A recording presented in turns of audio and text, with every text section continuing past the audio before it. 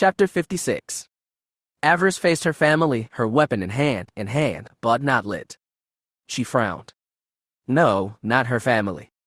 These were not of the House Avaryss. No. These were Kira Lila's family. Kira Lilas had been laid to rest. The Avaryss that now ruled was not her.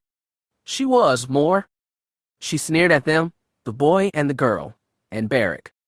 Did they really believe this would throw her? Did they really think that this would distract her from her mission? How foolish they were, no. How foolish the fears were. She looked at them, the boy and girl, and found herself asking a single question. She looked at Beric, his face hidden behind the faceplate of his refrigeration suit. How? She asked. How are they here? The boy, Jir, cackled. Well, Mommy, he began, when a boy really likes a girl, and she really likes him. She stopped him with a withering glare. He knew enough to shut his mouth, though a manic giggle did escape his lips. The Dark Lord rolled her eyes. I know how that works, boy. Typically, however, that results in the woman dealing with the youngling growing within her for 9 months or so. She smirked. Since I don't remember carrying either of you, I'm guessing that your origin was not as mundane as all that. She looked at the girl, Bliss. Care to enlighten me, child? The girl blinked her Sith eyes. Jir and I were raised by droids, Mother, she said. We've spent our whole lives at one of Master Fear's mining stations. We were kept away from the Empire proper. Little contact with the outside galaxy, save our tutors, of course. Tutors? Avaryss asked. Enforcers? Jir volunteered. Weapons in Lord Fear's service, to teach us the basics of the Sith. A poor excuse for an instructor, the Dark Lord thought. And, as for the rest, raised alone, raised at an automated mining station. Droids only, she thought. A wise choice. Droids wouldn't talk. They would only obey orders. Sinestra wouldn't have been happy, not while Beale was still alive. She would have seen these children as a threat. In that, her master had been wise. As for their teachers, it was unlikely that the children would have grown attached, or the children attached to them, nameless enforcers, shifted around, possible weekly, if not daily. Fear would have been quick to discard them, and why not? They were easily tossed away, especially in the middle of a war. Enforcers were expendable enough. Emperor knew Fear had his share to expend. She turned her attention to Beric. Did Sinestra tell you any more? I'm sure she was the one who introduced you to these children. What makes you think that, sister? The fact that you are here suggests that you are acting on House Fear's orders, and who else would have had access to my genetic material? Much less, who would care to create children of my blood who but Fear, who saw me as family? Beric couldn't sneer, not visibly, not with his faceplate. But she could sense his amusement. The lady didn't know, not for a long time, not until in the last year. Avaryss nodded. Suspicions confirmed then. Darth Sinestra did put these three together, but how did Darth Fear fit into this? She needed more. So my old master created these, but from where? Why? I don't know all the details, sister.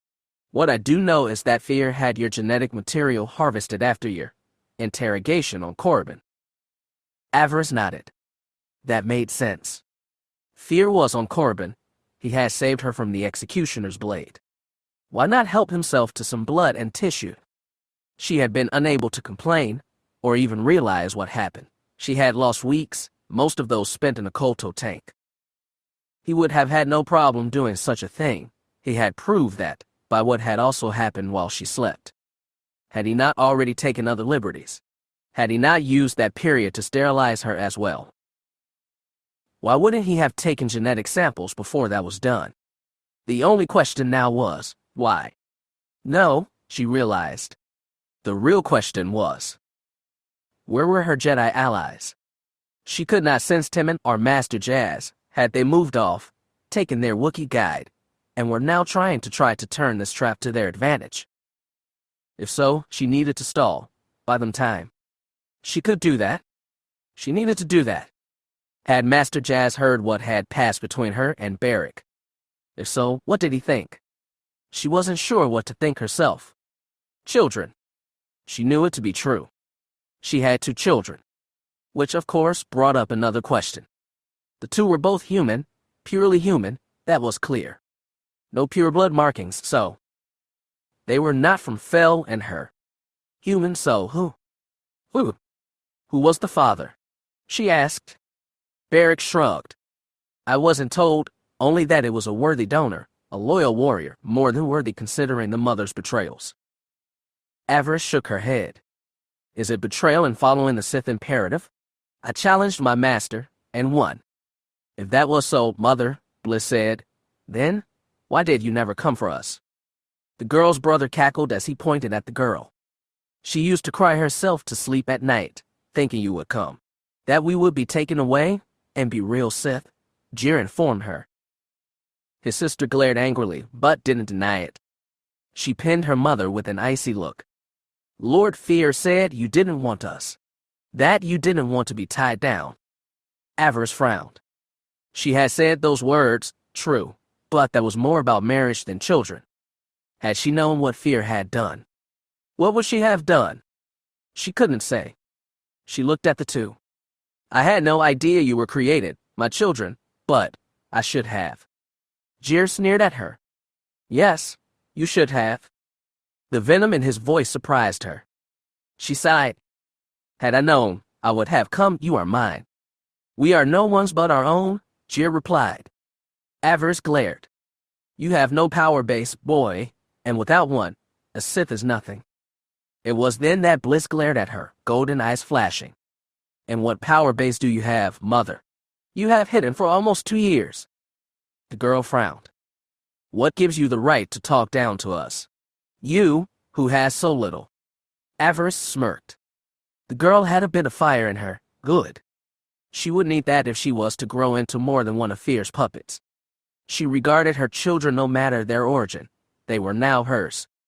She would protect them, get them away from Fear, and prepare them. She didn't believe in wasting things that could be valuable.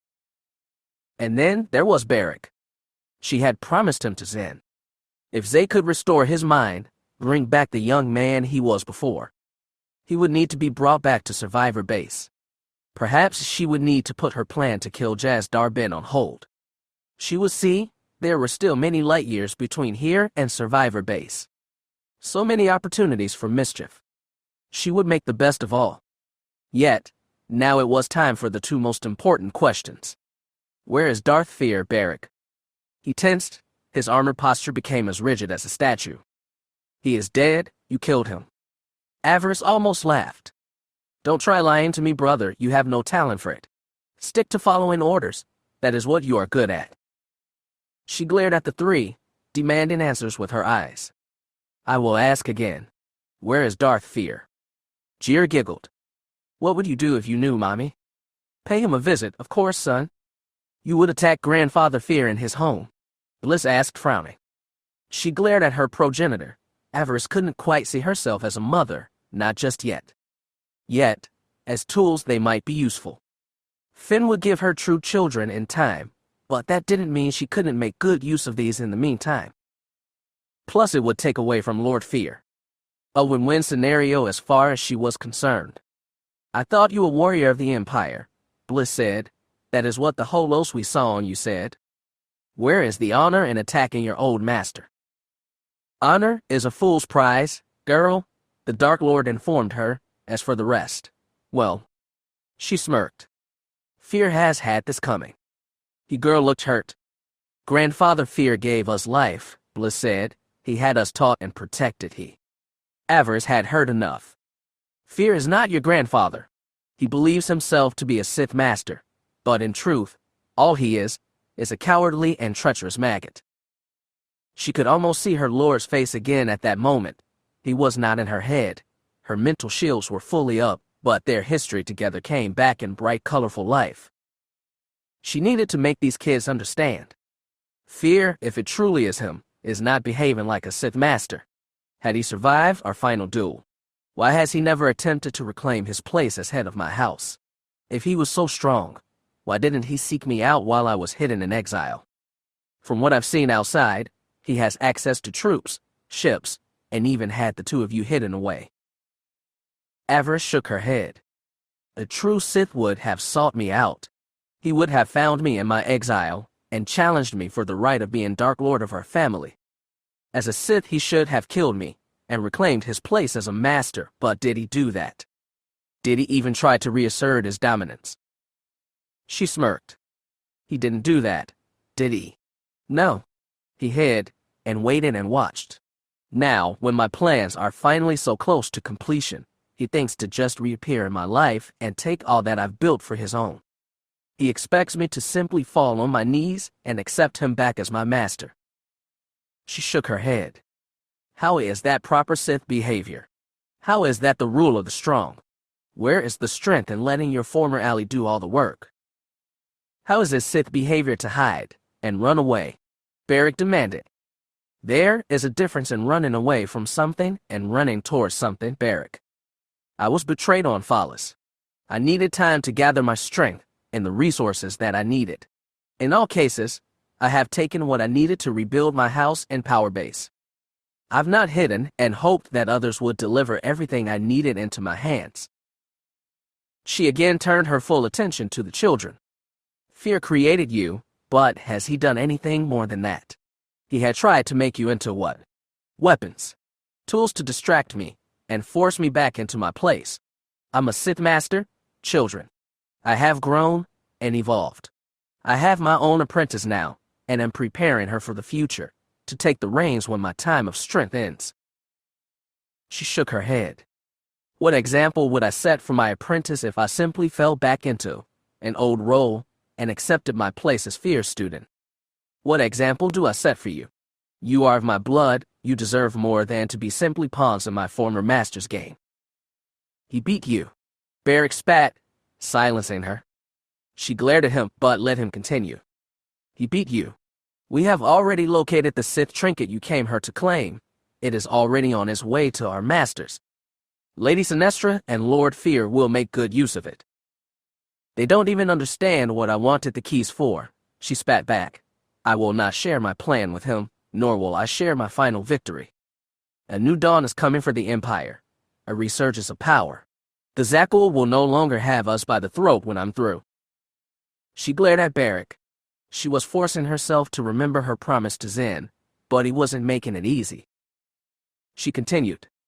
I will not simply roll over and accept that all I have worked for should now be handed over to a coward who would not reemerge and face me as a proper Sith master should have.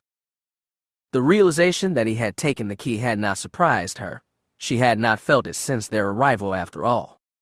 How he had found it so quickly, though. She looked at the children.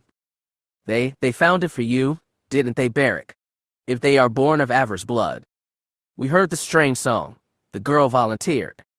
I wasn't hard to follow it to its source, the boy added. Avaryss nodded. Again, the Force showed that it was not merely about crude matter. Even if she was no longer Kira, these had sprung from her shadow. More proof that they should be hers, and that they must be hers.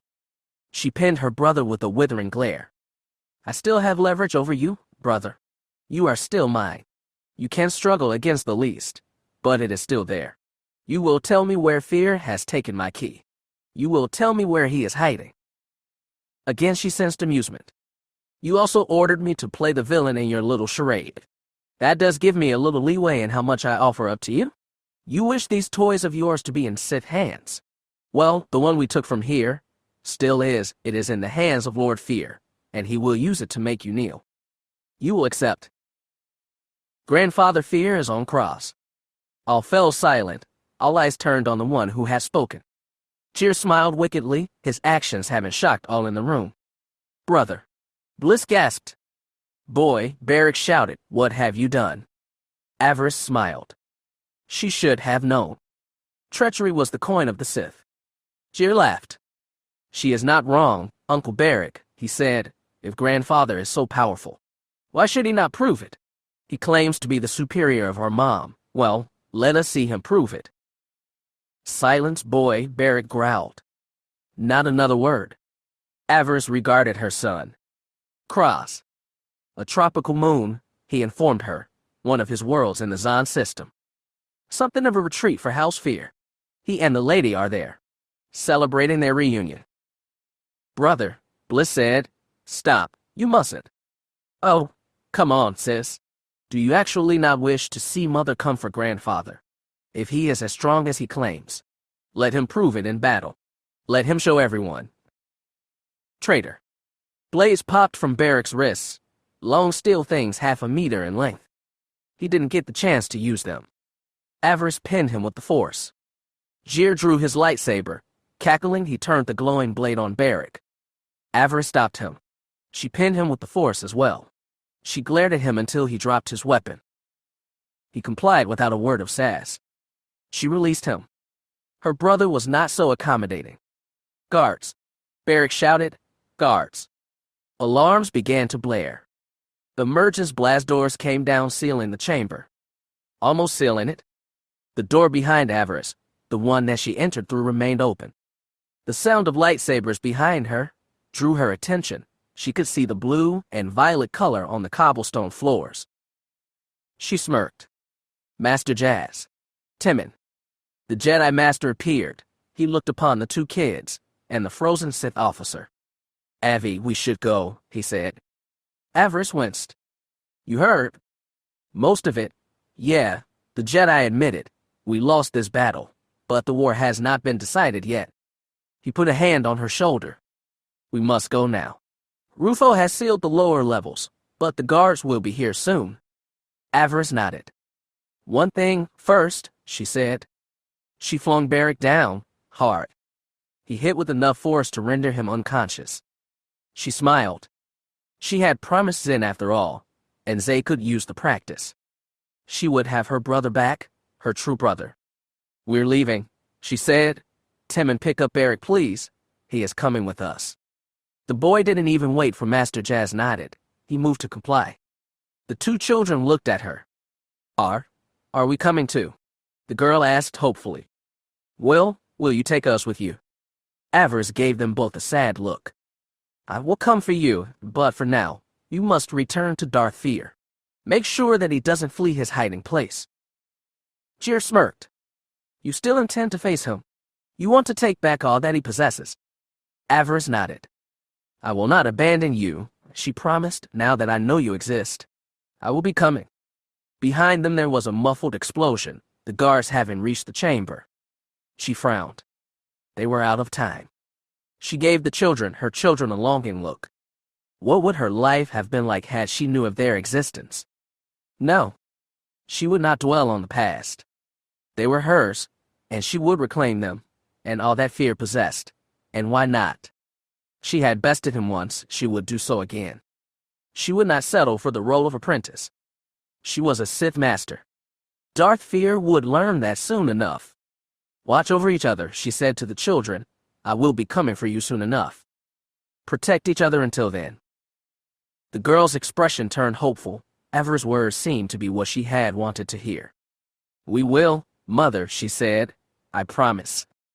Bye, Mom, Jir said, waving excitedly. See you on Cross. You will, Avaryss promised. Until then, my children. May the Force serve you well. And to you as well, Mother, the girl said, offering a bow.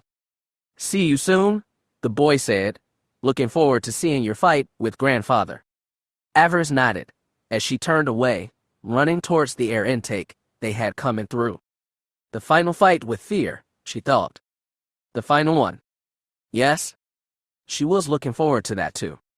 Until then, she reached out with the Force, touching the minds of the children. Her children. Stay safe, young ones. Farewell. Chapter 57. As planets go, Cross is basically unremarkable. One of several habitable worlds in the Zon system. Yet, another world once belonging to the House of Fear, but far from one of the important ones. Tropical climate, some fishing and agriculture, but nothing that the Empire ever depended on. Holly, as Lana Benico, shook her head. It is possible that the House of Fear retreated here.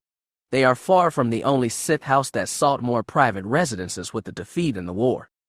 As a hiding place, it is almost perfect. It is out of the way, yet close enough to 2 major hyperlanes, a good place to keep appraised of what is going on in the greater galaxy. Any supply ships passing that way wouldn't be questioned. The pilots could say they needed to stop for repairs, or some other excuse.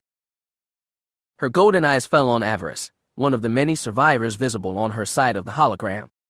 The Zackle didn't even see fit to place in one of their battle stations over it, no real reason to. Avaryss listened to the report, along with her fellow survivors. She continued to replay the encounter with Beric and her children over and over in her head. She had found a most interesting puzzle. It almost distracted her from her mission, the retrieval of the final key. Almost. She was pleased to hear that Finn's team had met with success. Zay had proved her value once again. They had located the fourth key in the wreck of an old Sith battleship, hidden inside the old captain's quarters. No defenses beyond that. Anonymity had been Neki's greatest defense.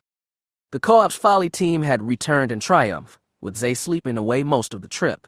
The battle with the bounty hunter and locating the key had left the girl exhausted. They had not troubled her. She had earned her rest. Zay was strangely silent while Avi and Master Jazz had made their report. Her master would need to speak with her later about that. In the meantime, though, they had a new target and an enemy to deal with. House Fear had proven to be a nuisance. It was time to deal with it. Colonel Capistan looked at Avaryss. His gaze was disapproving. So the key was gone when you arrived, and you brought back little to show for the trip. Avaryss gave him a cold smile. I brought back a prisoner, and the location of where the final key is likely held. The colonel didn't look impressed. The location of a Sith enclave, likely a heavily guarded Sith enclave, with the former Dark Council member, his family, and any retainers he might have, and all waiting for us. She shrugged. The colonel wasn't wrong, but they should at least be able to get something out of Beric when he regains consciousness. Beric Lillis was pretty sharp. He would have taken notes on the defenses Fear surrounded himself with. Major Locke looked at her. You said this Beric guy hates you. How do you plan on getting him to talk, Avi? The Dark Lord smiled. I won't need to torture him, if that is what concerns you all. Beric's mind was taken over years ago by another Sith. I think that Zay might be the key to undoing that. She has been studying how to affect the mind, make it more pliable. She turned to her apprentice. I'm sure she will be able to get what we need. Who knows, Beric may even be grateful that his mind is his own again. Zay nodded, but said nothing.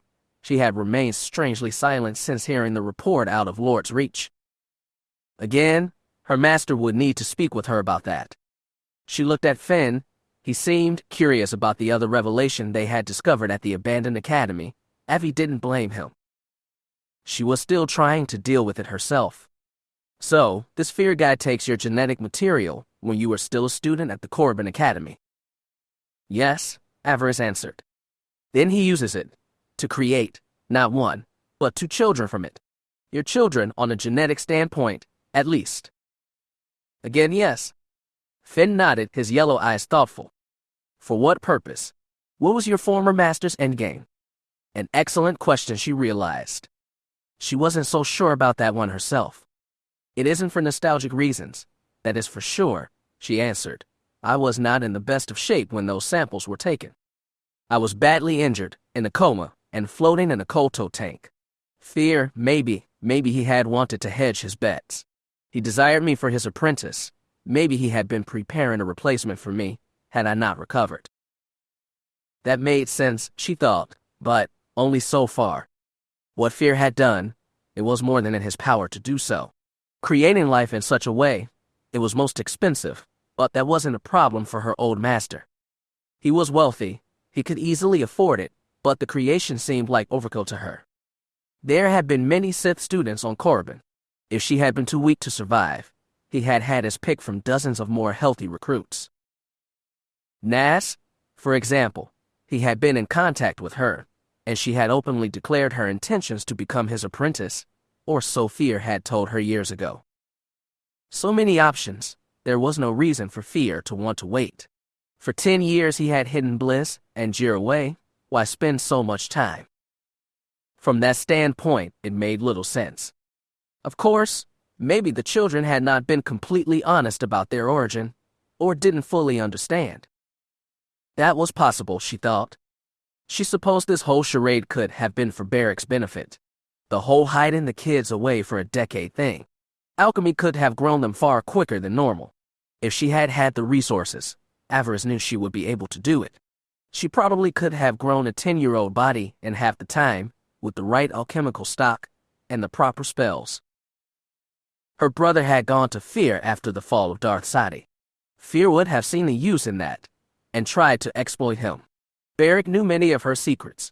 He also harbored anger about the death of their family, anger that was easily exploited. Had that been the reason for these children's creation, their track of time could have been skewed, isolated, and alone. Their growth could have seemed like years and been only months. Who knew how much time had really passed since they had been created? Was that the answer then? Had her old master used this to simply bring Berick on board? Had he played on Berick's desire to have a family again, to get him to cooperate? But again, it seemed like overkill. Accelerated growth was risky. So many possible problems could spring from it, she knew.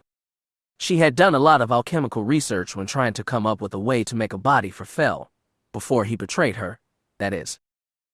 She looked at Finn. She had feared that her lover would be angry with this realization. It would have been pointless for him, but this was kind of out of the blue, her discovering that she now had 2 children. Some men might have been annoyed with their woman about such a thing. I could not say what Fear wants with this, she confessed. I have no idea why he would create these children only to hide their existence from me. She shook her head. I swear to you all, I had no idea that these children existed. The words had been addressed to all, but Finn had been the true audience. Fortunately, he seemed to believe her, or so it seemed. He didn't seem angry about this strange series of events. I believe you, Evie, Taya offered. Had you known, there is nothing in the galaxy that would have stopped you from finding them, freeing them. She smiled at her old friend, an occasional lover. Thank you, she mouthed. Taya beamed. Perhaps these children aren't even yours, Dr. Tag suggested. Finding young people with similar features to you wouldn't be hard, or even modifying 2 young people to appear to be yours. That is another possibility, isn't it? Avaryss nodded. True, but that doesn't explain the strange echo effect that I feel in their presence. It was like feeling a part of me that I had no idea existed. She nodded. No, they are mine, or of my blood at least. I'm sure of it. You believe that, and you still left them behind, the colonel said. I needed someone to tell Fear what happened. Don't you think he will punish them for failing to stop you? Avaryss considered that. It was possible, yes, but she didn't think so. Fear had gone to too much trouble to make these kids. Killing them for such a minor slight would be beyond wasteful. Why spend 10 years nurturing something only to break it? No, Bliss and Jir were safe for now. Her eyes fell on Major Locke. Of all of the survivors, besides Finn, the old sniper was the one she trusted the most. She was one of the reasons that Avaryss now considered bringing the survivors into her service when all this was done, instead of simply wiping them out. Locke had a cunning and ruthless mind. She would fit well in the Sith, and by becoming a Sith devotee, she would pull Chris Capistan over, another bonus. Yes, the survivors would all look good in Sith uniforms, especially if their minds were loyal to her. All 5 keys would ensure that she could do that.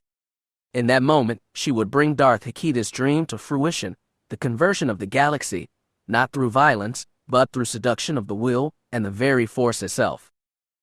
That was for the future, but on the way back to Survivor Base, she had needed Locke's advice. Advice the old sniper had provided. After meeting Jir and Bliss, she had needed to talk on the way back from Lord's Reach. Locke had provided an excellent sounding board. The Dark Lord was grateful for that. It was from speaking with the Major that she had come to think the children's lives were safe from reprisal. Fear had meant to use them to draw her back into his service. They had succeeded, not only in passing on that desire, but found the key for him as well. Fear knew she would be coming, but now, it fell to her to think of a way to do so in a fashion that she would have the advantage, and could finally end this rivalry once and for all. Fear won't hurt them, she assured the colonel. Remember what he told me when he first revealed himself. He wants the other 4 keys. He can't have them if they're nothing to draw me to him. Maybe that is the answer, Finn said. Avi looked at him. Maybe your former master created these kids as a means of ensuring you remained his indefinitely. Avaryss nodded. I thought about that, but if it was true, why didn't he bring them up during our final duel? Why didn't he tell me about them, threaten their lives if I didn't back down? Finn nodded, conceding the point. There it was again, another dead end. Avaryss almost cursed under her breath. Trying to figure out the plans within plans that surrounded Darth Fear was difficult. It was why he had stayed alive so long, and in such a high position. She was the first of his apprentices to ever challenge him openly, or so she believed. She had not been his first apprentice. At least 6 others had preceded her, and they had all fallen by the wayside. Avaryss' brow furrowed. In the back of her mind, the dark side tugged at her thoughts. Fear's other apprentices. The lives of her predecessors were shrouded in mystery. She didn't even know their names. Mar, Barriss, and half a dozen other Sith had mentioned that she had not been Fear's first student, but, strangely enough, she knew next to nothing about any of them. No one in the Fear state had any answers to her questions. Early in her training she had inquired about them, the other students. The servants and guards she had asked claimed to have never known them, that they arrived after the others had left, or that none of them had ever lived on the Fear state. Most curious. She would have many questions when she saw her master again, face to face. A thought occurred to her. What if he was just a severed head? A Sith could exist in such a state if they were strong enough. It was said that the ancient Sith Lord Seamus had existed as such for almost a century. Seeing Fear in such a state would be interesting, but again, she didn't think his ego would let him continue on as just a head in a jar. Nor would he tolerate Sinestra married to another. He wouldn't risk the two betraying him, as she had done with Fear when they were young, when they had destroyed Darth Fear's father, and her master had taken the title of Lord Fear for himself. No, for all she knew he had mastered essence transfer himself. Perhaps he had hidden that secret from her, as well. It seemed that he had hidden so much more about himself. Well, the time for keeping secrets was almost done. They would face each other finally, and only one would walk away. How do you intend to pull this off? Colonel Capiston asked her. Avaryss smiled. This is my fight, she said. I wouldn't ask you or your people to come in with me, not if you don't wish to. I have a few resources from the old days, a few favors I could call in, just in case things got too bad. She turned to the holo. Holly, still in her form of Lana, was watching. Are you familiar with the Major Forn, Miss Benico? He bled for me during a mission on Nar Shaddaa. If your contacts could reach out to him, he would be able to aid us on this mission. The people he works with are elites. I trust them. The false Sith and the holo nodded. I believe that I've heard the name in your files, my lord. I dare say. I will reach out to them. Avaryss smiled. The code was both understood and received. Major Forn, another dead alley, but his name meant for Holly to summon help from Sanctuary Base. The mention of bleeding told her she was to go to War Master Bleed's only, no one else. To work with elites meant that she desired her Death Knell elite troopers to proceed to cross. They would be in standard Sith trooper armor, but the survivors would not recognize them as a threat. They would aid in dealing with whatever challenges Fear had set up. Avaryss shivered with anticipation. This would be a most interesting test for her forces. The first real test. She was more than eager. What of this Barrack Lilas? The colonel asked. How does he fit into this? Before she could reply, Roxy Tag beat her to it. I'm not sure what has been done to him, she said. His body, outside of that suit he was wearing, it seems to be overheating, breaking down. He was exposed to an earlier version of Death Knell, Doctor. The suit keeps him alive and functional.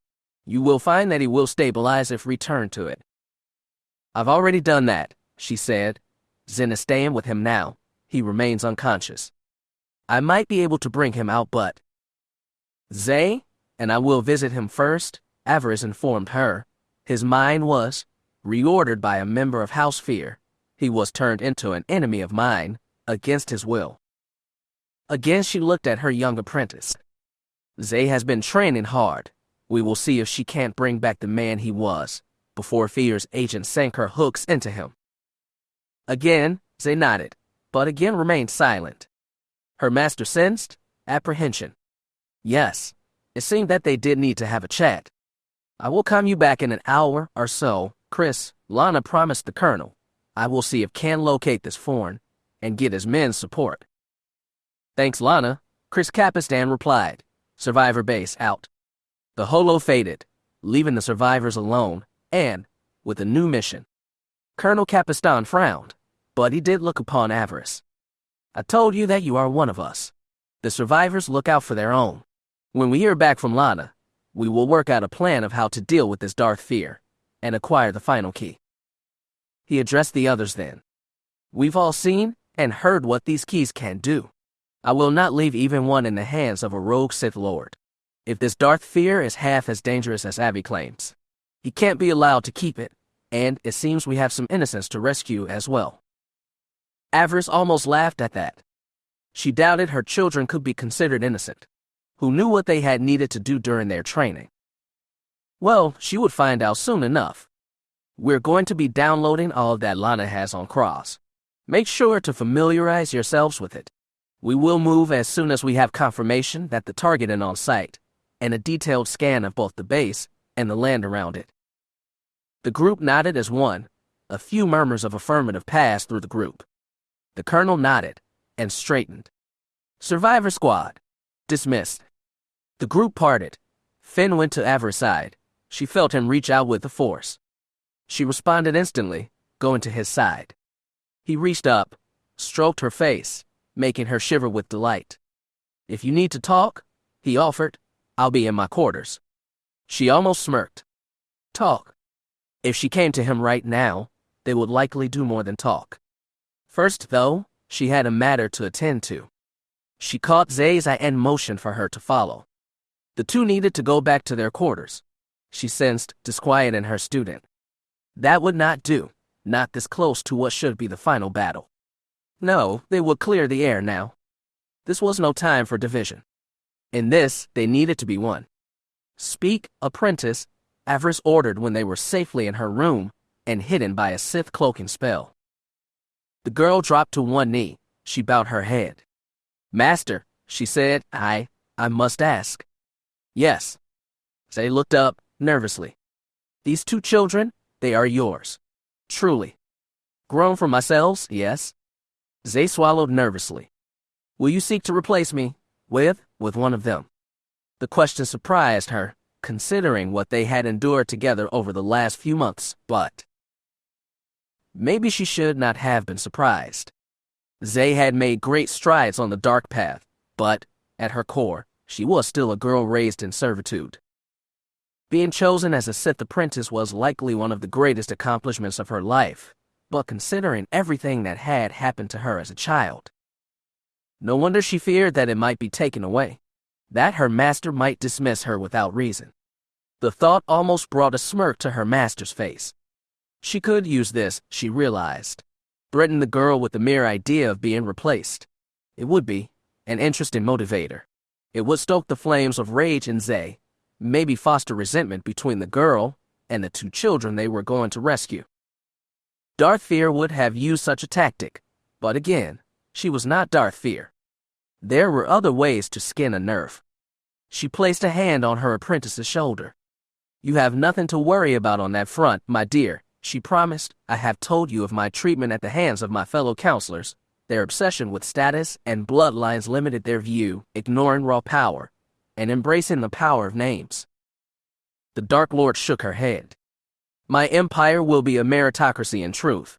A Sith will gain what he or she has the power to claim. You have already proven your value on that front. Your power and will made you my apprentice.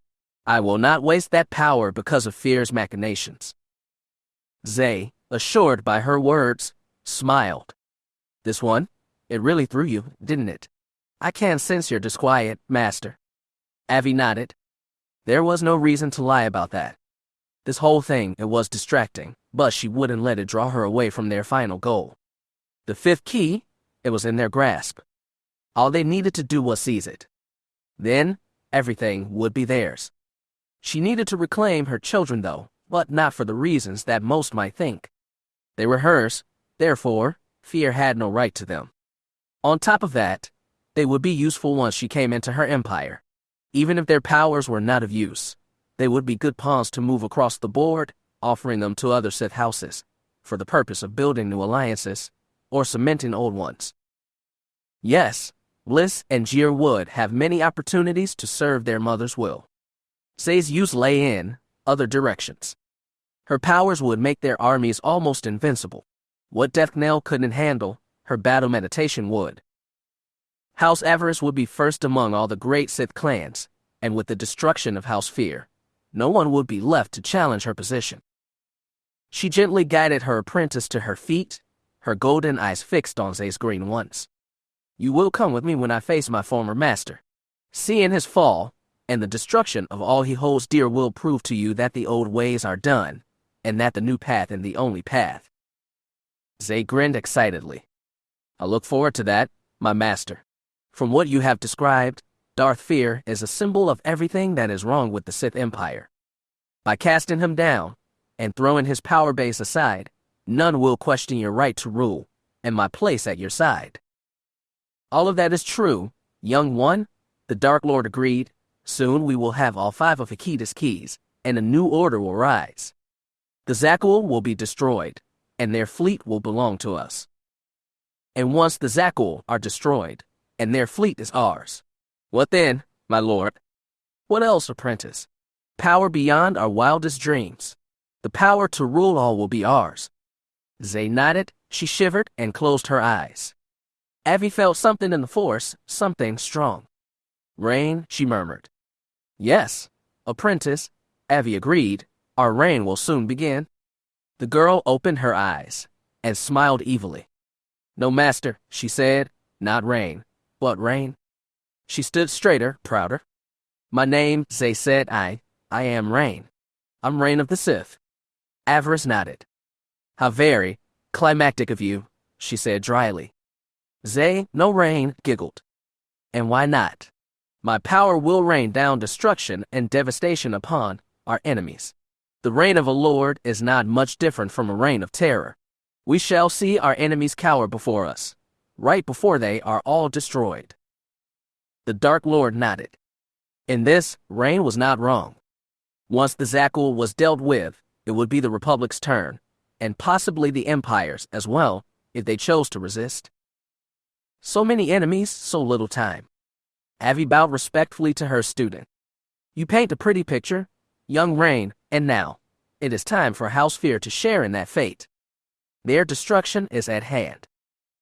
I am ready, my lord, Reign declared. How do we begin? You shall begin by trying to free Barrick's mind of the trap that which Sadi put it in. From there we will be able to learn all he knows about fear and his new power base. And by knowing it, we will be able to destroy it. Exactly. A shiver of anticipation ran down the Dark Lord's spine. She could not wait to get started, but first. Well, Finn came first. You may leave me now, she said. I'm going to Finn's quarters. He wished to talk. Reign grinned. I don't think that you will just be talking. Probably not, her master agreed. The girl giggled. If you and Finn are going to be so occupied, do you mind if I spend some time with Timon? It has been a while. Avaryss frowned. You may, but be mindful, girl. Remember what I told you? Pure blood boys get human girls into big trouble. Zay, Reign, smirked. Tim is only half pure blood. Half of big trouble is still trouble. Remember that girl? Reign bowed respectfully, that deep theatrical bow she used when they trained out on the plains. Be advised, my lord. Finn spent a great deal of time with Lord Agony during our trip to Lehan. Avaryss waved her hand dismissively. You need not worry about that. Things are as they should be. The girl sniffed. I don't think that I would like it, if I had to share Tim with another. As I said, you don't need to worry about that. Avaryss frowned. The girl meant no harm still. She had always known that Finn would be drawn to both her and Taya. She had dreamed of 3 of them being together long before she even knew his name. She was not jealous. This was simply the way things were. All that mattered, in the end, Finn would turn and be hers. Taya would have the child she wanted, and Avaryss the key to seize House Dresco's fortune. All would be well in the end. Don't waste time focusing on Finn and Taya. You still need to prepare to free Barrett from his chains, but that will be for tomorrow. Tonight is a time of revel. Go to Timon, enjoy yourself, young Rain, and be ready. Soon, the endgame will begin, and we will finally rise to the throne. Again the girl bowed. I will be ready, master. I promise you. Good, Avaryss said. Soon you will see what happens to those that defy me. Darth Fear should have stayed dead, and now, I will make him wish he did. I am most eager to see that, my master. Yes, the Dark Lord agreed. Me too. Chatter 58. House of Fear. Snick. Snick. Snick. Snick. Snick. Snick. Avaryss heard the sound as Rain extended and retracted the haft of her light pike.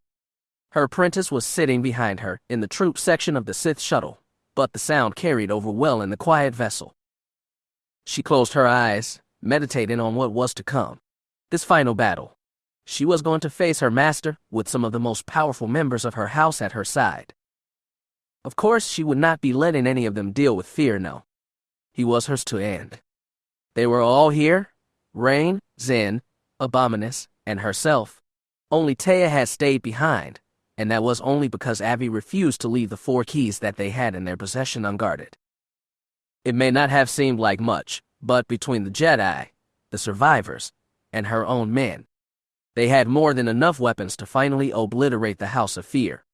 She took a deep breath and tried to focus. Now all they had to do was wait. They would arrive on Cross soon enough. Snick! Snick! Provided no fighting broke out early because of Rain's choice to toy with her lightsaber. Snick! Snick! Snick! Snick! Retract! Extend! Retract! Extend! Girl! Zen's voice cut through the quiet. What? Rain asked. You know what? No, I don't. Zen let out an exasperated sigh. Can you stop that, please? Rain sighed, but she did do as the other woman asked. Silence again filled the cabin. Zen nodded and returned to her duties, flying the shuttle. Once again, the Dark Lord began her meditations. Her thoughts focused on the mission and possible outcomes thereof. The Force offered no insight into what was about to happen. Again, there were too many possible futures in play, too many random variables that clouded even the dark side in these troubled times. That was distracting, make no mistake. Avaryss started to question the plan and the wisdom of bringing so many of her loyal along. It was a bit of a risk. If House Fear decided to fire on the shuttle, and they didn't escape in time. Of course, why would they fire on the shuttle? Fear knew that they were coming, wanted her to come. In fact, she alone had what he wanted, her keys. As for a possible threat, there was none. All one would sense if they focused the Force on the Sith shuttle were, well, Sith. No, they would be able to land without incident. She hoped. Yes, she intended to bring them out of hyperspace and hail her master's base. He would give them clearance, she thought. A brazen move, yes, but it would serve its purpose.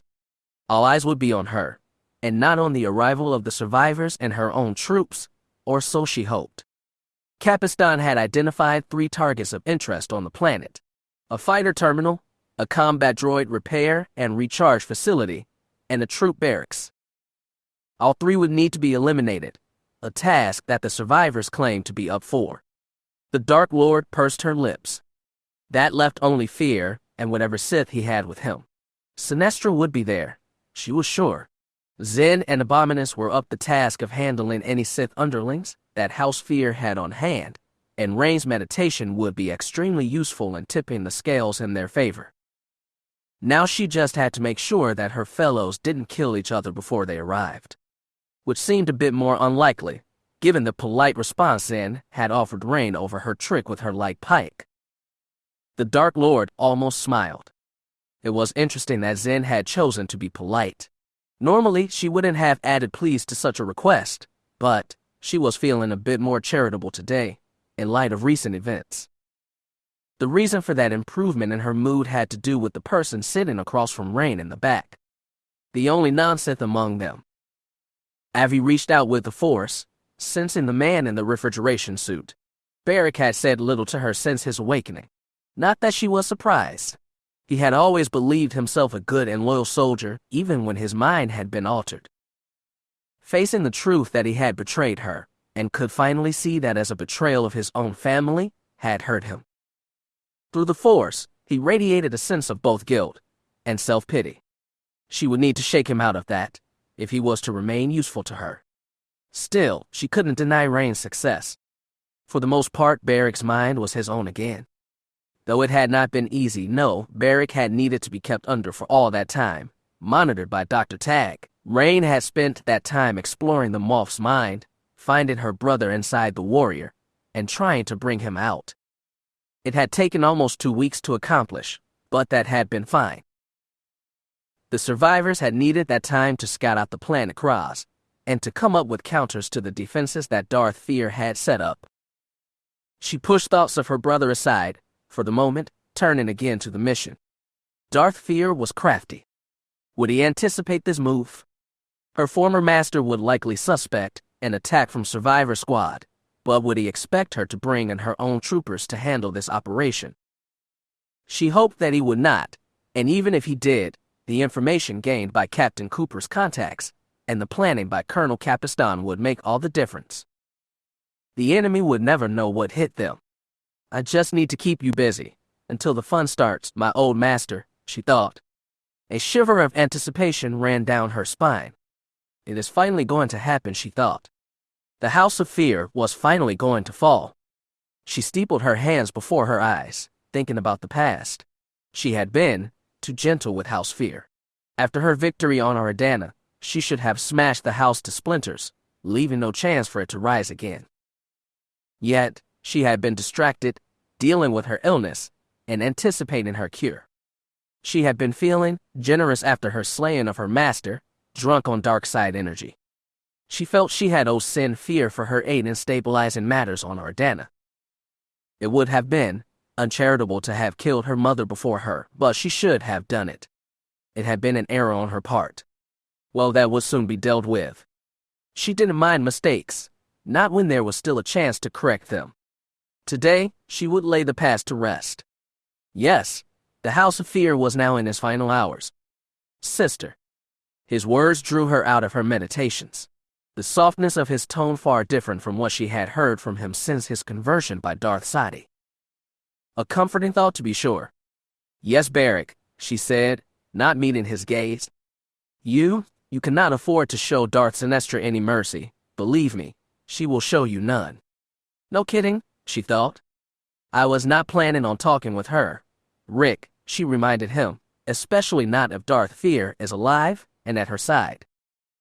The latter was something she had hoped that he would have been able to confirm, but alas, that proved a dead end too. I never saw the Dark Lord, he reminded her, as he had at least 3 previous times since his restoration, yet I did hear his voice over intercom systems and saw holos of the man throughout the base. How did he look? She asked. I couldn't get a real good look. He was always hooded and cloaked. She processed that.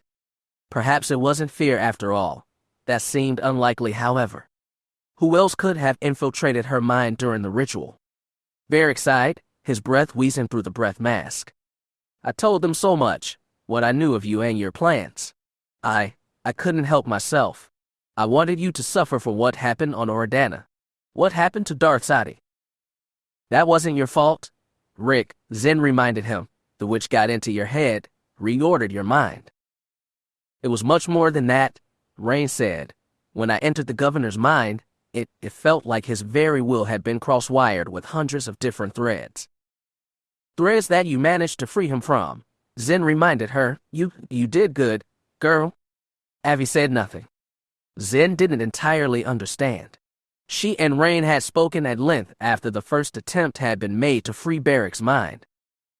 What the girl had described was not the clean break that Zen or Avi had wanted. She had been able to pull apart and destroy some of the threads that Sadi had woven around Barrick's consciousness, some but not all. The rest she had needed to find workarounds, even binding some of those connections to Avaryss and herself. No, Rain couldn't completely restore Rick. That was impossible, but he was close enough to what he was before to be useful once more. He was quicker to anger now, she had noticed, and sometimes, when pushed, he was too quick to violence, but that wasn't necessarily a bad thing in a Sith soldier. Understanding that, Rain had done her best to reinforce Barrick's loyalty to Avaryss and their house. That had been a key point in her eye. In that, the girl had succeeded. Rick was no longer driven by hatred of his younger sister. Barrick hissed again, another sigh passing through his vocoder. I owe you my thanks, Lady Zay. You have given me a chance to redeem myself, to my sister, and my family. Continue to serve us well, and no thanks are needed, her apprentice said, and, remember Zay is no longer my name, that is the name of a foolish slave girl. I am Rain now, and Rain will be the one who will follow her master to victory this day. He tilted his head slightly. I heard that boy, Timon, call you Zay. He does, but that is not who I am anymore. Soon he will learn the truth, and when he does, he will accept me for who I am, and his new place at my side. Avaryss didn't comment on that. She didn't believe it would be as easy as the girl thought. Tim had strong feelings about the Sith Order. It would not be so easy for Rain to overcome them. Avaryss leaned back in her chair. So much was riding on this, the end game of her grand plan finally in sight. Fear would die, his house would be destroyed, and the final key would fall into her hands. Then, she would finally need to make a decision about the survivors. She would need to push Finn, she realized. He still clung to the light. The darkness was pulling him closer, but he still had not given in. Between her and Taya, they should have what was needed to finally make him let go, and if Tim chose to come with them, to be with Rain, even better. The others, though. That could be a problem. Major Locke would be a good Sith Army commander. Dr. Tag had loved a Sith. Perhaps she would be willing to accept a place in the Empire if her son joined.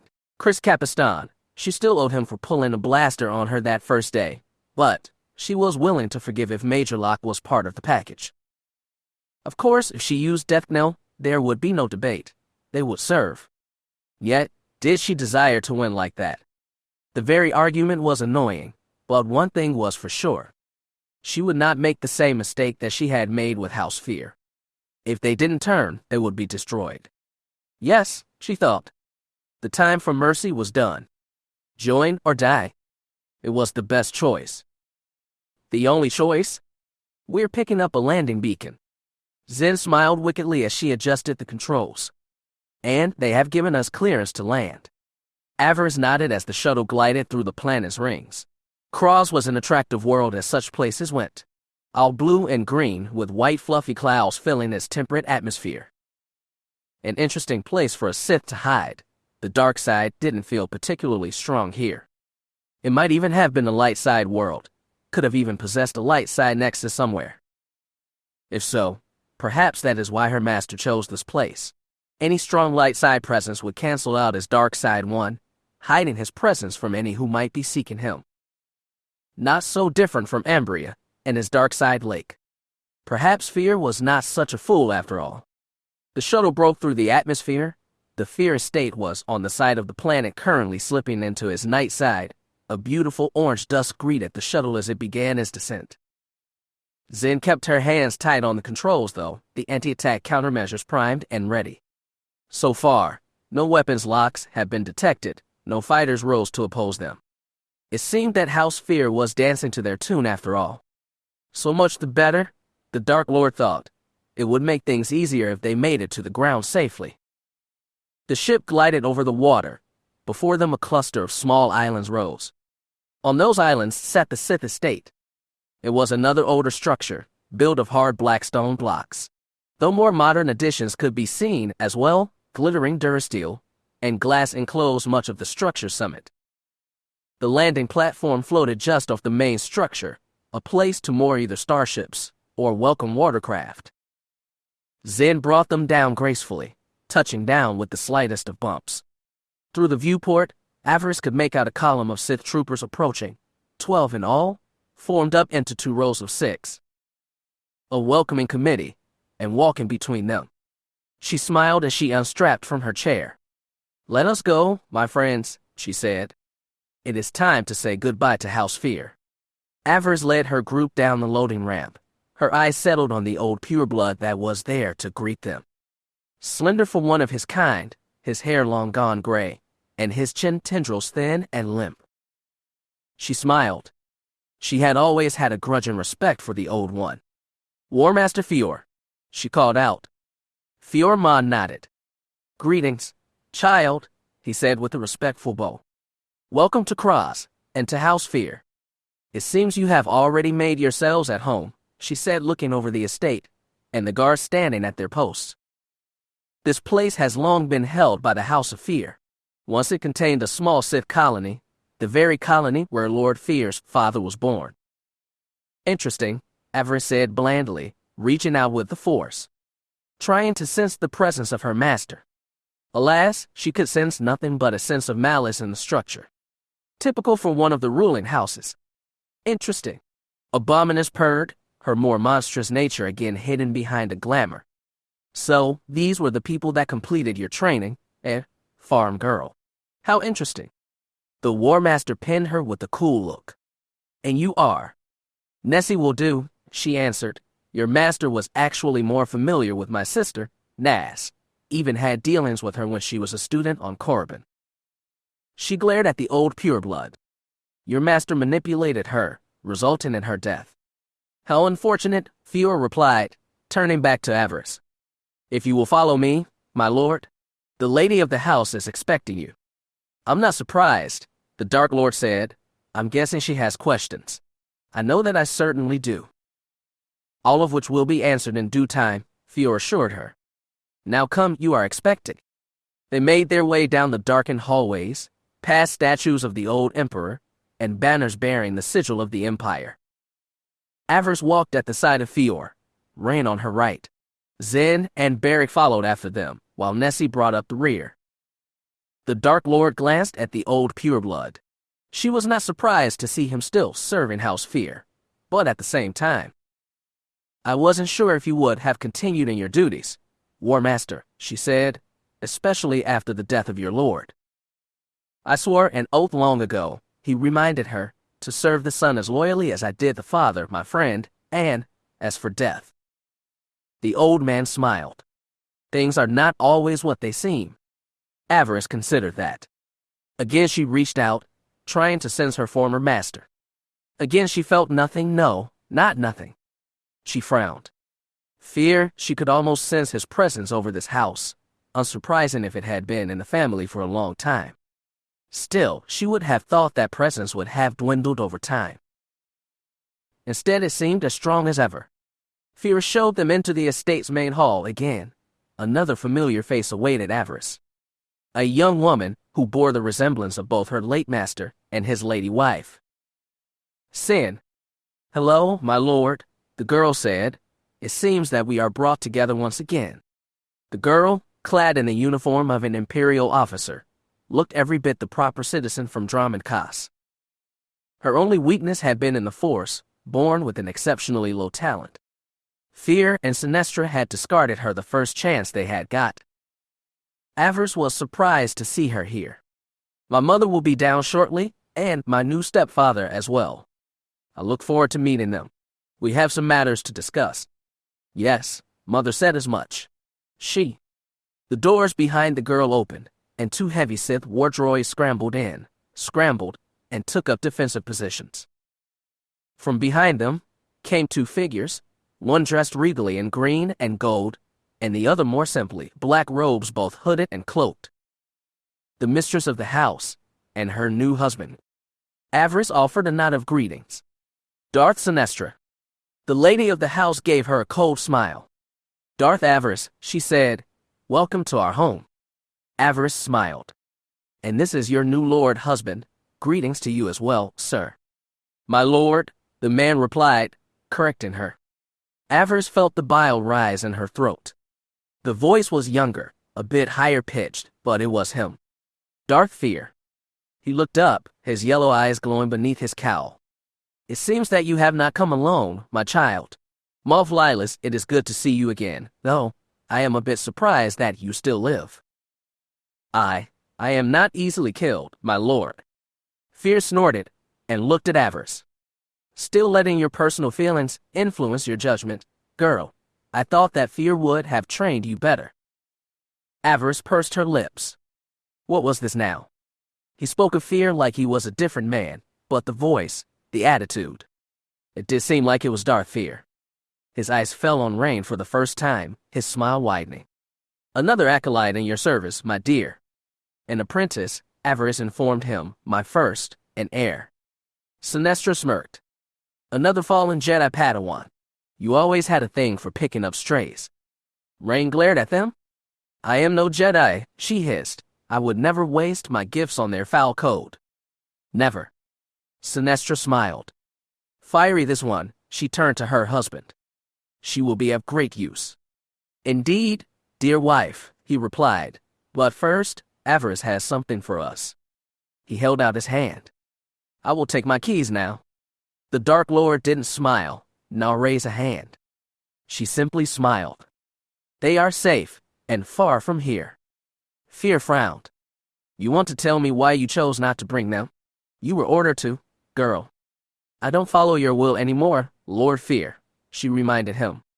My power serves me, and me alone. Sinestra's eyes narrowed. Ungrateful brat, after everything my late husband gave you. He trained me well, Avaryss admitted, and as for gratitude, I showed it when I let you and your mundane daughter live. She smiled. A choice I'm seriously reconsidering at this moment. Sinestra glared impotently. Darth Avaryss was not frightened. She had defeated the woman years ago, when still an apprentice. She would obliterate her now. She turned back to the young lord of the house. Where are Bliss and Jeer? That made the young Sith snicker. You came here for the kids. Surprising. I thought you had no interest in family. They were made of my blood and flesh. Therefore, they are mine. She glared at him. I will have them back. Sinestra shook her head. Moff Lylis, do you hear this? You came to us to punish your sister for her insolence. You came to avenge your mistress, Darth Sadi? Barrett glared. Darth Sadi altered my mind. She changed me, brainwashed me, turned me against my own blood. And for what? For a chance to overthrow you and your husband. He stood straighter, a soldier through and through.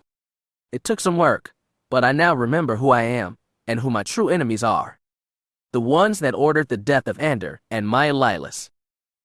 And what of your younger sister, the one that Avaryss herself murdered? Have you forgotten her? That made him pause. When he spoke, his voice was pained. Talitha made her own choice, and I have made mine. The woman rolled her eyes. Weak mundane, she spat. Zen moved her hand to her lightsaber, but didn't draw it. Avi stopped her with a glance. Rain stepped behind Barrick, her eyes closed, humming to herself. Avaryss felt it, the warm music washing over her, giving her strength and confidence. It was almost time. The children will be staying, I'm afraid, Sinestra's husband informed her. They have a grand destiny ahead of them. Their power will enrich our family for the next 100 years. Avi sneered. Your house doesn't have 100 years. It doesn't even have 100 minutes. Nessie rolled her eyes and gave an exaggerated sigh. Are we almost done talking? I have not feasted on force-rich blood in days. She smiled at Lord Fear, showing a mouth of razor-sharp teeth. You will make a tasty morsel, young one.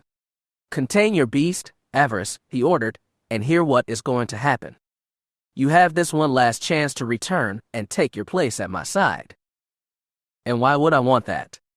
Because what I offer is more valuable than some Sith trinkets. They will allow us to reconquer the Empire. But when it comes to survival, they are just toys. Fear smiled. I offer true survival, a chance to be eternal. So you have discovered immortality, huh? Avi asked.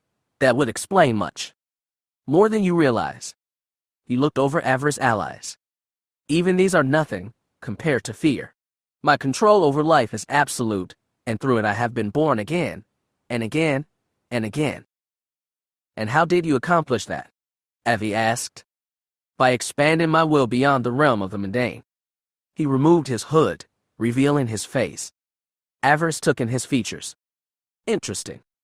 It was fear, yes, but there were slight differences. His nose was slightly off, as was his chin. He also appeared only a few years older than she. Her brow furrowed. Expanding his will, he had said. How so? As the girl said yes, yet. Another figure stepped out from behind the war droids. Avaryss blinked. Curious, she thought. I'm seeing double. Another Darth Fear, this one slightly taller and thinner, his face was more scarred than the younger one. She is resistant to our offer, my friend. The other Fear snorted. So were you, boy, when Fear first took you. He shook his head. I can still hear your yammering. Please, master, no, my body is mine. You will not take it. The younger Fear snorted. I'm sure you were so much braver, or rather, the apprentice you were was. In that moment, everything clicked. Ah! At last, Avaryss understood. You aren't Darth Fear, she exclaimed to the young man, and then looked at the other. You aren't Fear either, you were my predecessors, the apprentices that came before me. Both Fears laughed at that. Apprentices. Tri-host bodies, my child.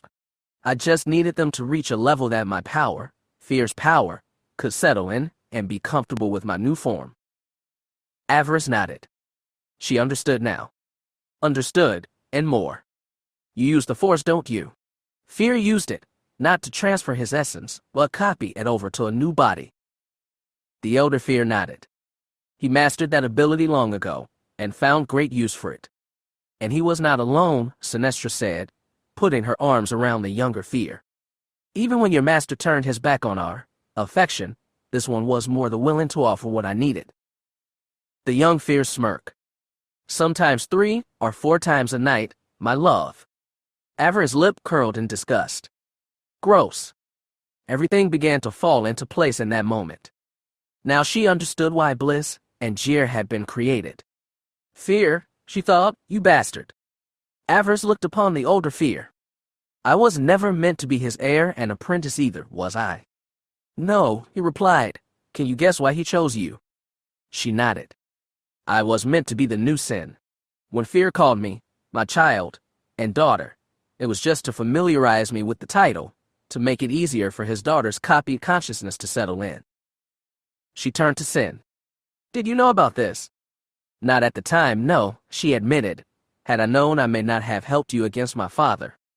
She smiled. It would have been good to have been you, all that power you wield. It would have been nice to have formally joined my family. He should have told her, the younger Fear said.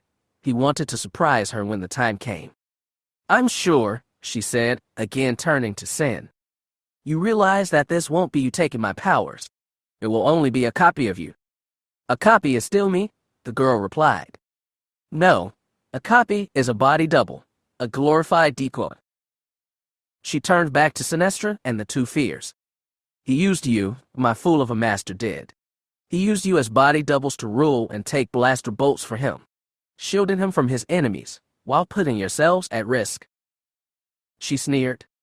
Pathetic. Watch your tone, girl, Fewer hissed. Avaryss laughed. Lord Fear knew about my illness. That is why he never pulled the trigger on this little plan. What would be the point of putting his daughter into the body of a dying girl? She frowned at the Fears, this gathering of impostors. That is why he created Jeer and Bliss 4. My master is still dead. Just his pretenders remain, seeking to take control of what he lost, what I took in fair combat. Do not underestimate the power of House Fear. Child, the elder Fear said, we have the artifact you sought, and soon we will have more. Thank you for coming here with so little guard, Avaryss, the younger Fear said. You make what will happen next so much easier. Indeed, the older one said, We planned for what would happen if you didn't cooperate. Sinestra smirked. You are quite right, husband, she said to the younger Fear. Her new body is quite strong and attractive. I do think that I will take it, and as long as you leave enough of the memories for me to speak with her allies, I should have the rest of what we need in a matter of days. I think you wise, my wife, he said. The little blonde girl will be the perfect new body for Sin. Her powers will serve well to rebuild House Fear. The monster shall be killed, of course. The black-haired dark Jedi will be a good backup for you as well. We will save Bliss for later, in case Sin needs a new body. Jir will be another good Darth Fear in time. Avaryss and her party backed up. She drew her weapon. You will find stealing my body not an easy challenge, imposter. Avaryss and her party all ignited their lightsabers. They stood back to back ready to defend themselves. The younger Fear laughed. There is no escape for you and my soon-to-be daughter. Fear has once again proven himself the superior. He has outlived all. His power will grow anew. He will be. There was a blinding flash outside the windows. Avaryss didn't need to look. She had sent the signal as soon as they entered the estate, both to the survivors and her own men. The structure shook around them as the blast wave hit. Husband. Sinestra gasped, what was that? Avaryss answered. That would be your fighter terminal, she said. I did suggest my men bring heavy ordnance to deal with the structures. I guess that might have been a small yield fission device, effective if not a little dirty. Fool girl, the younger Fear snarled. What have you done? What I should have done years ago. Avaryss gestured, her power feeding off the dark side energy in this place. She cast her spell. Tendrils of shadows came out of the darkness. They focused on the younger Darth Fear. Sinestra and Sin backed away. War Master Fear tried to attack them, blasting them with lightning, but to no avail. This was old Sith magic, and beyond the parlor tricks learned by her master. Copying his will, indeed. An interesting trick, but with the original gone. How valuable was a copy then? The tendrils ensnared the young lord. He tried to push them away, only to have one wrap around his upraised hand. The shadow devoured it, first the arm, and then the rest. The younger Fear died wailing. Before his screams could fade, Avaryss leapt into battle. She shouted in rage as she attacked War Master Fear, the one being who should have warned her of this abomination.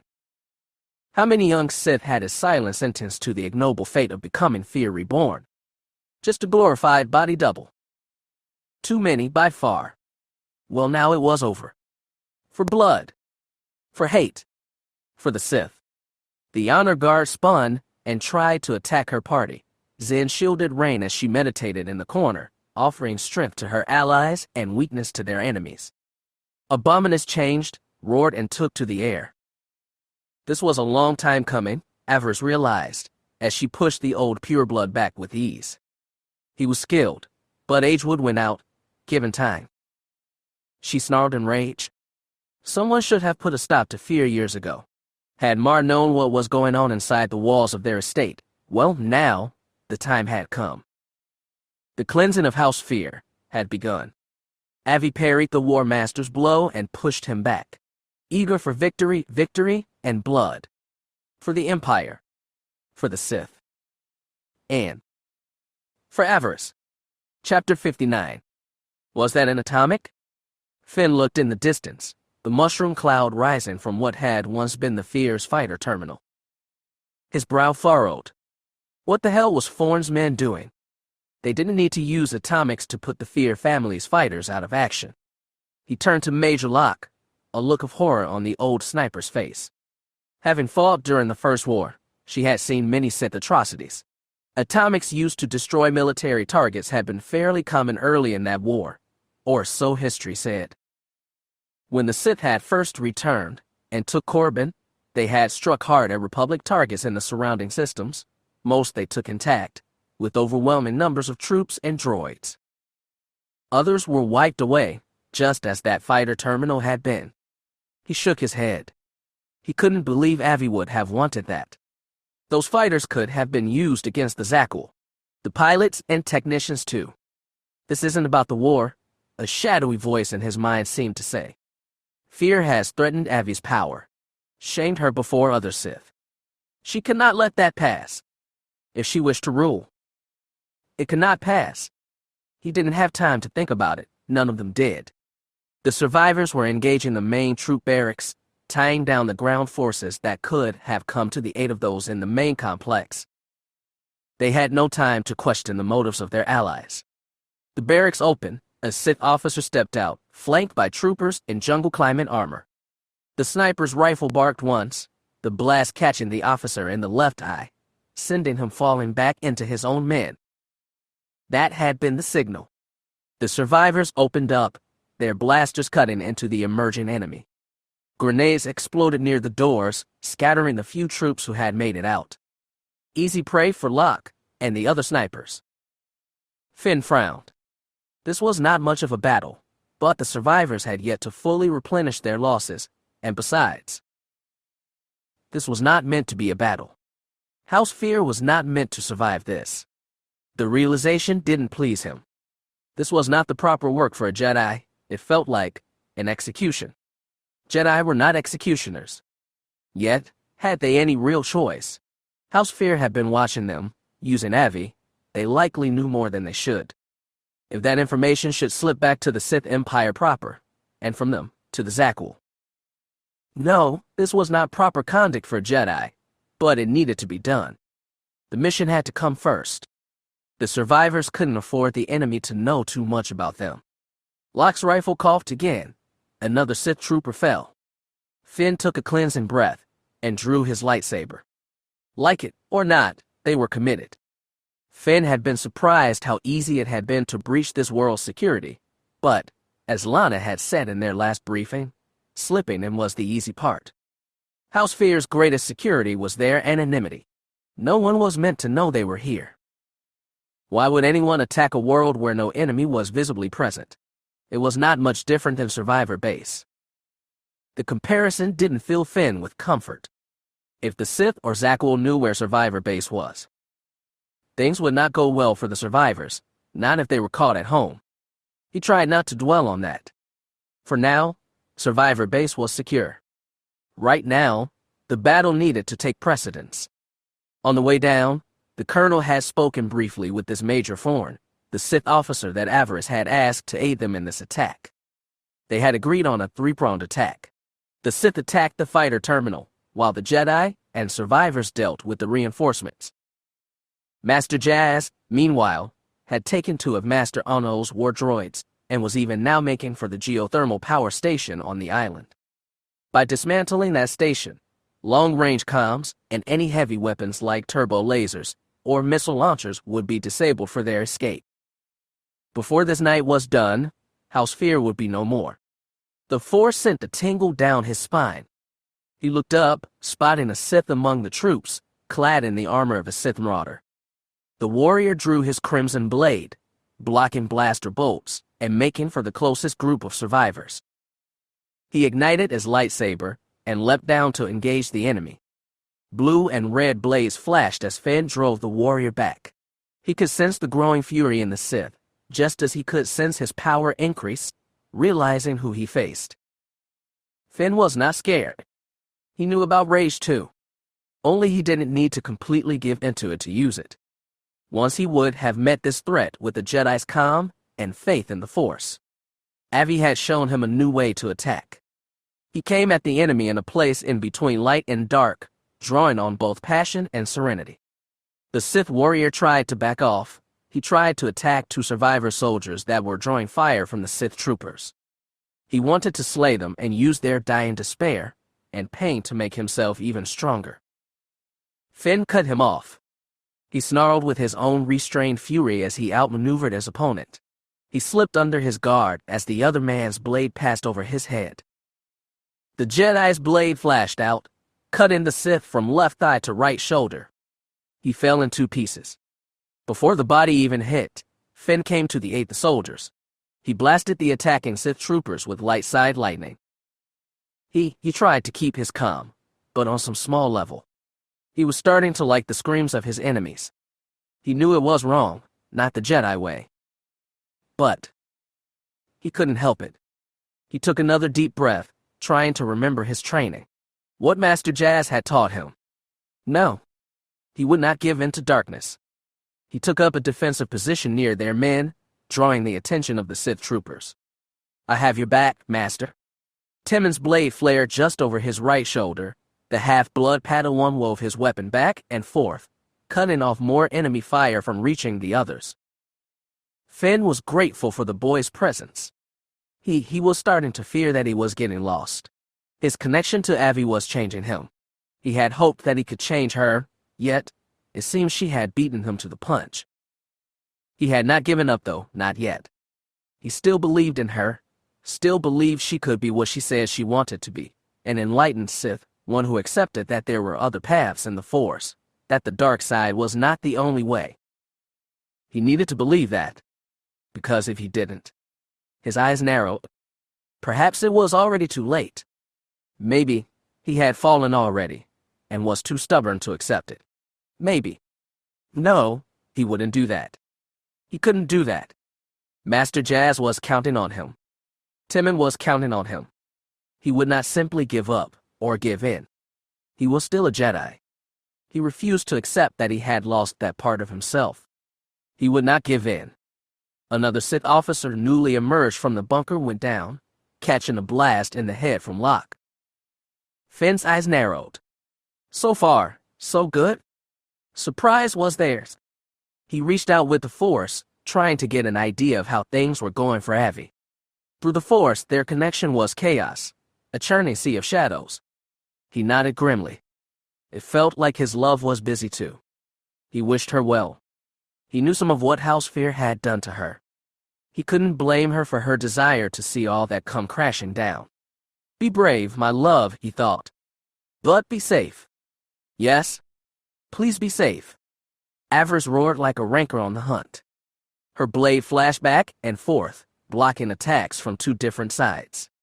Sinestra had come to the aid of the War Master, igniting her own weapon, the lady's crimson blade flaring as she joined the attack. Avaryss met their attacks, Sarisu and Rain's power, giving her the speed and skill she needed to hold them both back. On their own, she could have defeated either fighter easily.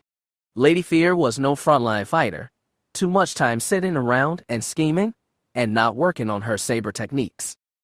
Fear was old, his experience made him dangerous, but his age limited what he could do. One-on-one, she could have dealt with either quickly. Together, they were proven to be a problem. She snarled and doubled her efforts. It didn't matter. She would not lose. She couldn't lose. Murdering witch. Sinestra howled. My husband. I will have your head. Avaryss backpedaled. She leapt away from the two, giving herself some breathing room. As she came down, she gave the lady of the house her most wicked grin. Oh, my lady, she said mockingly, I can't imagine how you must feel right now. To watch the one you love die in front of you. To know that your home, your entire future is dying before your eyes. Avaryss' golden eyes narrowed. No, she purred. Wait, I do know how you feel. I first experienced that feeling 10 years ago, when your family's enforcer came to my home. I can still see his face, that bored expression. It was tedious for him, exterminating your lord husband's enemies. The Dark Lord sneered. Tedious, Sinestra. He destroyed my world. Everything I was and might have been. Is it any reason I turned to the dark side in that moment? That I found the rage to destroy him and everyone with him, at a time when I had no experience and no training. The War Master and the lady tried to come at her from both sides. They were attempting to surround her. She didn't let them have that chance. She flung out her hand, open-palmed. Sinestra took the brunt of the Force push. Her shields didn't hold completely. She flew back, tried to turn her flight into a roll, but again, her skills were amateurish clumsy. She came down wrong on her shoulder and cried out in pain. Fear tried to strike, but her blade was there. She whirled it defensively. She let Sarisu take her in his grasp. She fell back, meeting the old one's attacks. She could sense his exhaustion. After almost 2 centuries, the old pure blood was not used to this type of exertion. She glared hatefully at him. How many apprentices did you betray, old man? How many did you allow Darth Fear to convert into his puppets?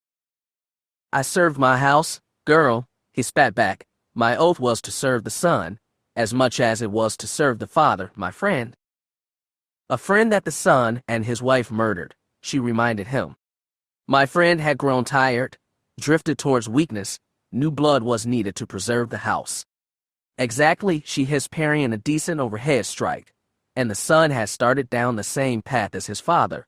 That is why I eliminated him. She shook her head. You should have accepted that. You should have told me about these copies of your master. Lord Fear would not have wanted that. Fear is dead. He wants nothing. I was the lord of our house. You owed it to me to tell me everything. By hiding the secret, you betrayed me. Her fury flared, and Rain's battle meditation gave her the strength she needed. What she needed to win. The old man was the hand that guided House Fear, guiding her late master. She decided he deserved to lose them, both hands. She took them with a flick of her wrist. As he stared down at the cauterized stumps, she whirled once, twice. His eyes widened with pain and shock. Fuhrmann's head fell from his shoulders, fell and bounced around the floor. His body toppled, his torso falling to the right while his legs fell to the left. Avaryss glared down arrogantly. Thank you for your years of service, old one. Now be gone. She turned once again. Darth Sinestra was back on her feet. The name made her sneer. Darth Sinestra. What a joke.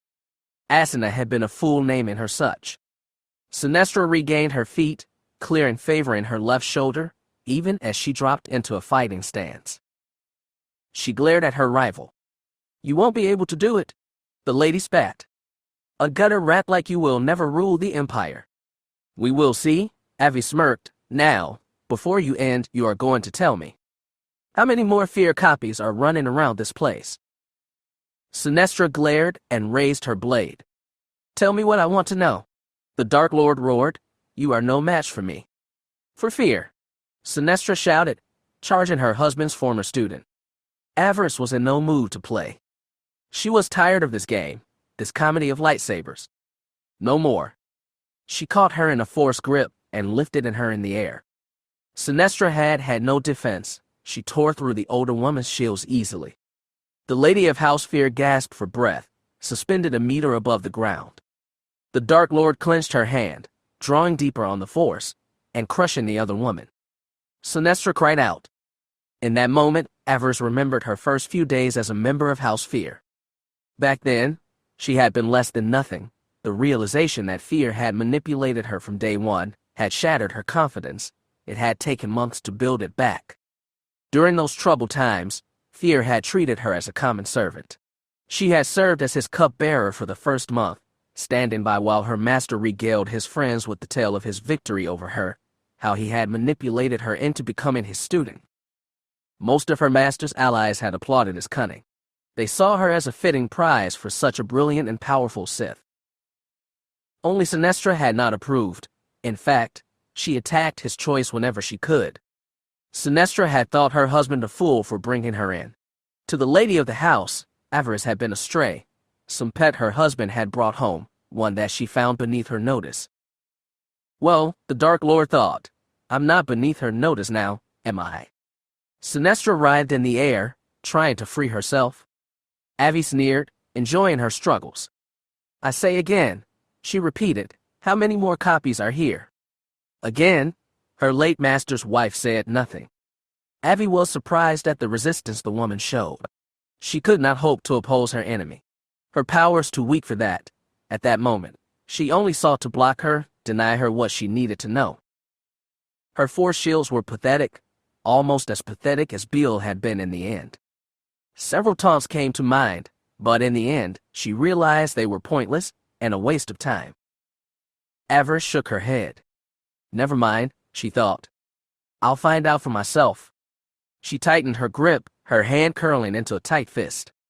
The bones in Sinestra Fear's body snapped as blood sprayed from her nose and mouth. Avaryss let the body drop. She had hated Sinestra for a long time, had dreamed often of her end during her apprenticeship. Now, though, Avaryss had come to a realization. Meeting Jir and Bliss had changed her. She now understood why Sinestra Fear had done what she had done. The Dark Lord had desired to be a mother, and now, thanks to her master, she was. That desire had caused her to be sympathetic to the woman last time, which is why she survived the purge of House Fear, the one immediately after Avaryss' victory. It had been a mistake, but not that mistake had been corrected. Sinestra was gone, and once the other copies were dead, so would be House Fear. Its fall would be complete. Once the lady had been a torment, now she looked small and insignificant, a broken doll beneath Avaryss' feet. The slights that Sinestra had leveled against Avi tried to rise up, but she rejected them. It no longer mattered. It was trash, just like the broken body at her feet. It was nothing. The Dark Lord stood alone, the sounds of battle still ringing in the corridor. Zen, Barrick, and Abominus engaging the few household guards. Avaryss took a brief moment to revel in the power of the dark side, enjoy a revenge so long denied. Yet, it was not as sweet as she had hoped. This didn't feel like a victory. It felt like mere housework. She was not a warrior, but a maid, cleaning up a dirty room. She shook her head. Pathetic. Had she wished such a role, she should have taken the offers that Talitha had made to her years ago. Thinking of the past, her family, made the Dark Lord wince. Even after almost a decade, even after tossing away the life that had been Kira Lila's, Avaryss was still haunted by grief and the two most dangerous words in the lexicon of questions. What if? You still think of them? She didn't bother responding. Does that surprise you, my apprentice? Rain didn't answer, perhaps considering, weighing her words. She need not have bothered. Do I still think of my family? Yes. My father, Pamir, and Ange, their lives were snuffed out, most ignobly. The Dark Lord shook her head. How could I not think of them? But isn't it a distraction, Master? Such thoughts. Tell me, girl, the Dark Lord interrupted, do you not think of your mother, even now? Is it easy for you to toss aside what she was to you? Again, no response. What could Rain say? I miss her. Still, she confessed. Is that wrong, my lord? No, that loss. That rage still drives you. Do not seek to let it go, but use it. That rage is a path to great power. She sensed acceptance from her student, and that wasn't all. Avaryss arched an eyebrow. You have something for me. Yes, my master, Rain replied. There are 3 more fear duplicates, my lord. Hearing that, got the Dark Lord's attention. She turned. Rain stood before her, her lightsaber in hand, but not ignited. Avaryss looked down at her apprentice. 3. The girl nodded. The older one got away, same with the mundane girl. I felt his thoughts. There are 2 more like him somewhere in this place. Avaryss nodded. Again, she envied Rain her power, how quickly and easily she plucked what she needed from her enemies' minds. The Dark Lord nodded. The cleansing was not done. The fall was not yet over. Avi still had work to do. You should remain here, with Zen and the others. Your meditations are still a valuable tool for us. She smiled wickedly. I will finish off the remaining pretenders, find the key, and retrieve my children. Rain pursed her lips. Master, do not kill all the fears outright. If you brought one to me, I think I might be able to enter his mind and retrieve this power he has, this ability to copy himself. Avaryss frowned. Why would I care? Such ability is beyond me. It is not beyond me, the girl replied. I could use that power. Why should such a talent be lost? It is a Sith technique, one that might prove useful for future generations. You could store the lesson in your holocron. You are the rightful Dark Lord of the Sith. Shouldn't all Sith powers be yours to command? The Dark Lord almost laughed.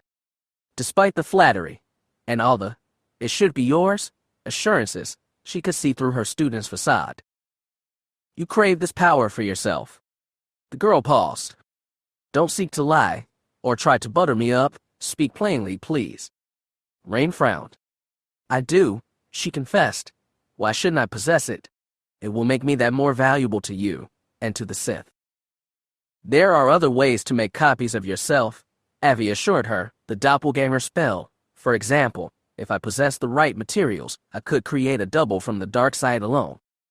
It would be me in every way, but contain only half my strength. Useful, if I needed to be in two places at once, a unique parlor trick, but that is all it is. Rain remained unconvinced. If anything, Avaryss could sense her frustration. She almost smirked. The girl believes that I'm trying to deny her what she wants. It frustrates her that I might let such a power pass her by without trying to preserve it. The realization pleased the Sith Master. Good. Tell me, Rain, do you believe this power might give you an edge when you finally challenge me? You are barely into a year of your apprenticeship. Are you already seeking a way to oppose me? Are you already thinking of ways to destroy me? She was curious to hear the girl's answer. Would she stammer? Try to deny it? Would she claim that she wouldn't dare attempt such a thing? Again, the girl chose her own path. She smiled. Isn't this how my apprenticeship ends? I still have so much to learn, my master. I would not be so foolish to challenge you now, but 5 years from now, 10 years from now, who knows? The girl's smile widened. As for my desire, why not? Is it not wise to cultivate my power? The stronger I become, the more valuable I am to you.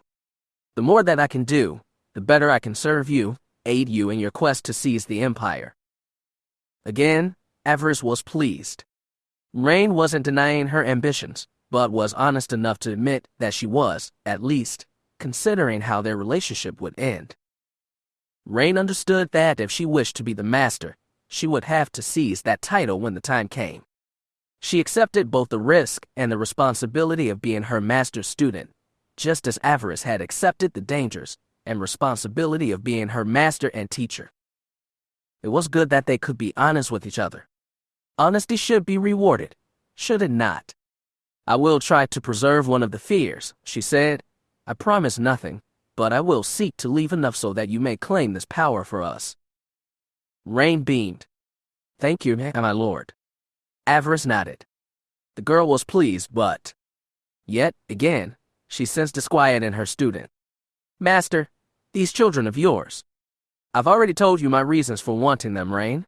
We will not discuss this again. Avi could still sense the girl's concern, the worry of being replaced. Sadly, she wasn't the only one who could sense this disquiet. What is this, farm girl? Dissension in the ranks. They both turned. Abominus stood in the doorway, her glamour again in place, though blood now ran down her chin and covered the front of her shirt. Blood that was not her own. Avaryss gave her an arch look. From one of the guards, the monster clarified, slightly higher force potential, but not as satisfying as one of those false fears. Escaped you? The older one did, huh? The Dark Lord asked. For now? The monster hissed. Rain snorted and turned to the beast. There is no dissension between my master and I was merely asking a question. Such questions can be dangerous. Young one, Abominus warned her. I know, Avi. Her desires go beyond the wishes of others. The children are no threat to my apprentice, she informed both Abominus and Rain. They are tools, useful ones. She focused her gaze on the monster. If you are good, I might just give you one. The monster's eyes lit up. As a student of your own, Abominus, not a meal, she clarified. You still desire to claim your father's holdings. Yes. A powerful apprentice at your side could be useful in putting any would-be challengers in their place. Am I right? Abominus hissed. You are not wrong, she admitted, still. The beast smiled. I would rather have food than a student. Do not let your appetites blind you, Nessie. Is instant gratification so important, or being able to claim as many meals as you desire? As a lord, you could slake your hunger and enrich your palate, provided you remain in control. A monster you may be, but a wise monster can have far more than some basic beast. Remember that. Abominus considered that, and finally shrugged. Can't argue with that logic, farm girl. I will accept your offer of a student. It could be interesting. In more ways than one, Avaryss thought. She already had a line on Taya's family fortune. Why not create one for Nass's family as well? Why shouldn't she indulge her own greed? Why not move Bliss Argyr into such a position? If Abominus is successful in reclaiming her house, then one day, one of her children would claim it, after the monster lay dead at their feet. Again, a valuable tool these dear children that fear had created. Why shouldn't she use them? Zen and Beric joined them then, both showing signs of battle. Zen's cheek was scorched, likely from a blaster bolt, and Beric's uniform was burned away in some places, his sleeves wet with blood from the blades that were a part of his refrigeration suit. So the squad was still in one piece? Good, the Dark Lord mused. Again she turned to Rain, reaching out with a gentle hand, and stroked the girl's cheek. Serve as you did on Lehen, child, bring me the final key. As you say, my lord, the girl murmured. She straightened and looked at the others. Abominus, go with Rain, ensure that no harm comes to her. Beric and Zen, with me. The Dark Lord's look turned predatory. 3 more fears remain in this place. They need to be stamped out. Yes, master, Zen said with a bow. As you say, sister, Beric said, his voice a little strange. Avi gave him an arse look. What? It is nothing, sister. Clearly not. Speak your piece, brother. Beric straightened. That the last time you killed a Darth Fear, my mind was not my own. I cowered behind the man that murdered our family. That was wrong, I can see that now. In his own way, Fear was responsible for Talitha betraying us. She could feel it in that moment, the cold rage inside her brother, far colder than the suit that kept him functional. I want to watch the last remnant of him end, sister. I want to see all that he has built crumble before him. I want to see him destroyed. She laughed lightly. You will have that, and more, my brother. As she turned, her commo beeped, not the one key to the survivor's frequency, but the one to her Sith troops. She raised her gloved hand to her eyes, and answered. Yes. The holo sprouted from her wristband. The image of a Sith trooper appeared, standing at attention. My lord, the voice was cold and flat, slightly altered by a voice changer. KT, E01 reporting, my lord. Avaryss nodded. The leader of her elites and captain of her new royal guard. Report, she said. The fighter terminal is gone. We are now moving across the island, engaging all Fear loyalists. Our entry remained a secret, it seems. We have taken the locals completely by surprise. Avaryss smirked. Captain Cooper's people had done well, she had to admit.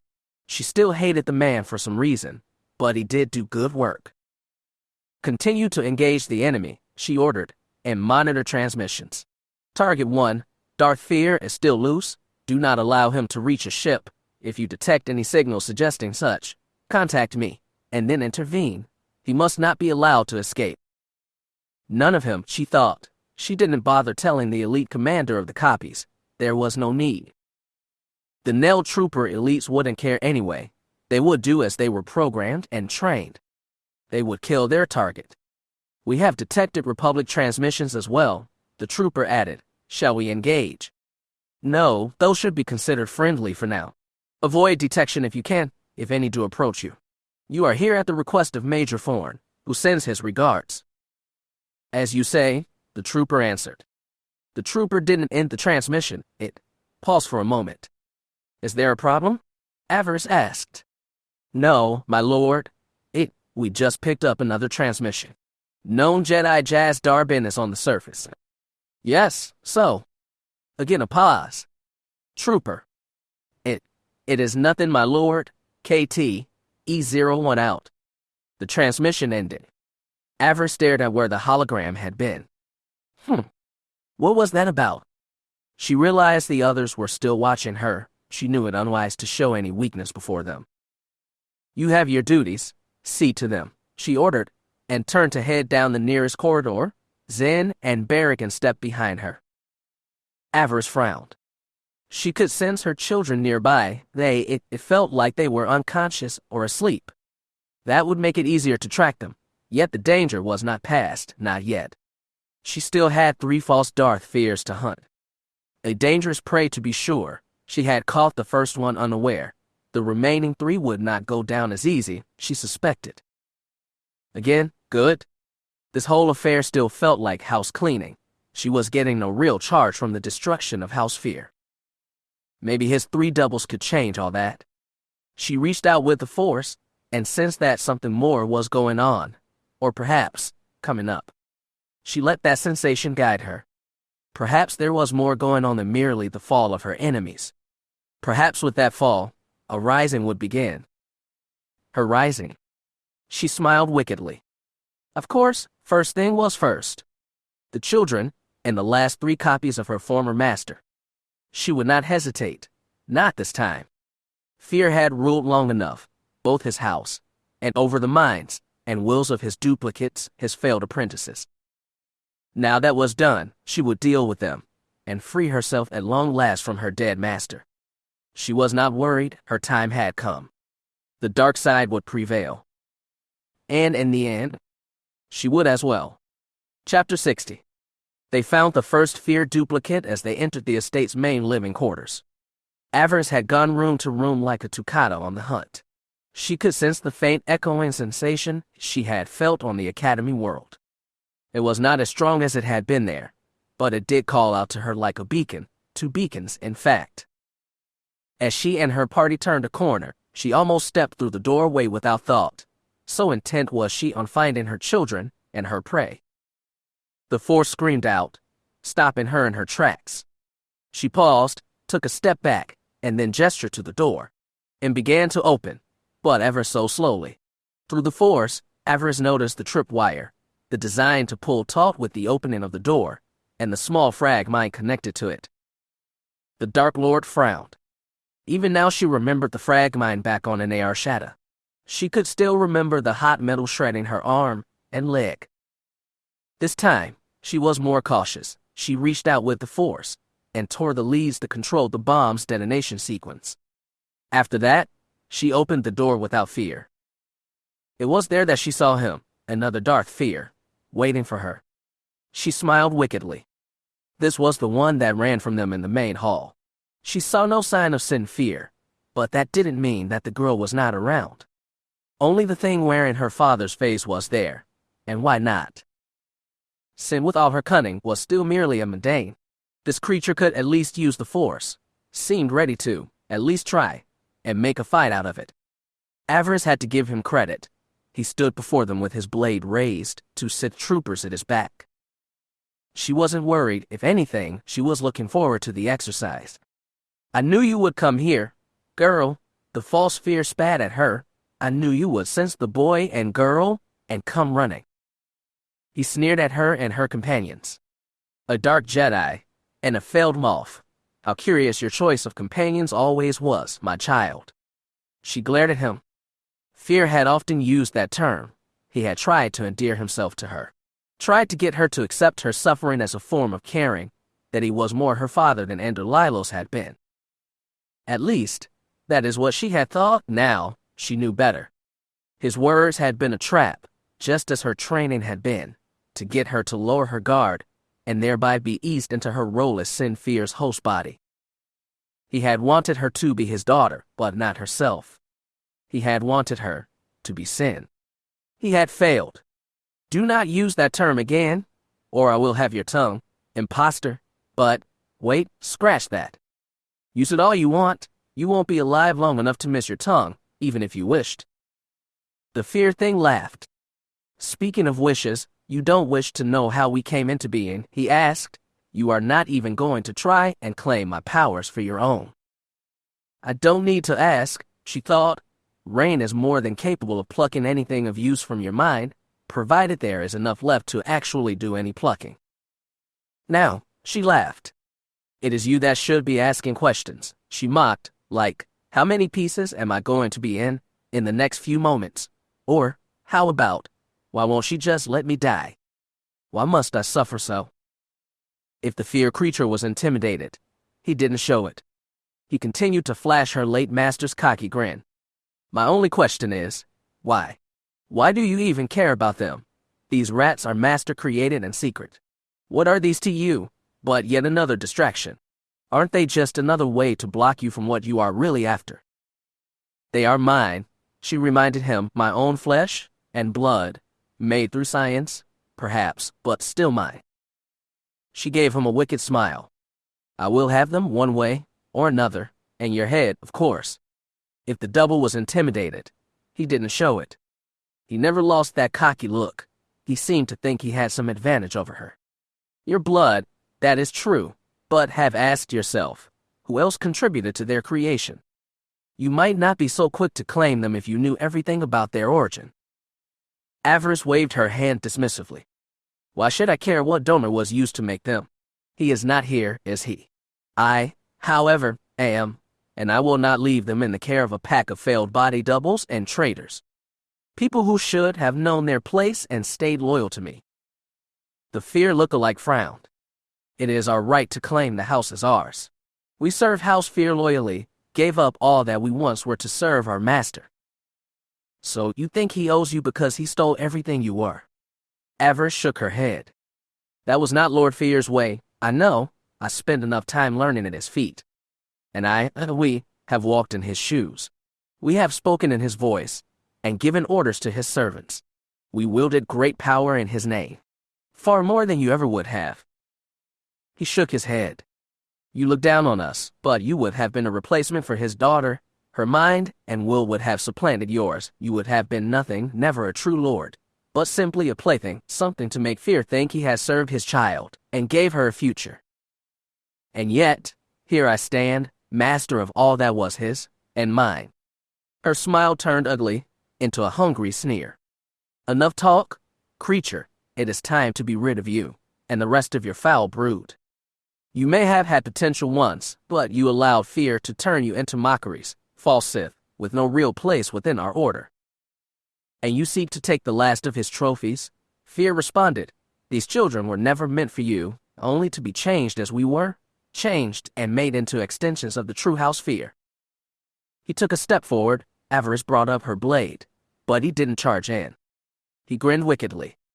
Fear made them, because they were useful, just as you were for a time, young Avaryss. Fear was not a wasteful man. Even when something needed to be destroyed, or had been destroyed, he found a way to make it matter. Take the father of your children, for example. He was a loyal man, strong in the Force. When he was destroyed, Fear chose to use his genetic material, combine it with yours. He already had your destiny planned out, as a new body for his daughter. As for these, they were but replacements, nothing more.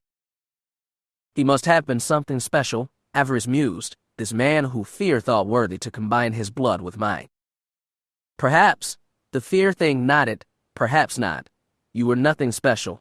He plucked you from the dusty farm world and taught you to act like a real person, a proper Sith. Maybe he saw the father of your children in the same light, disposable, but you would know better than I. Avaryss frowned.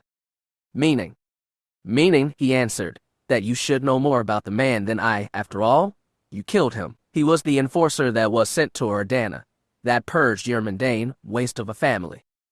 He was truly. R-A-H-H. Avaryss lunged. She attacked without thinking. Hearing what Fear did.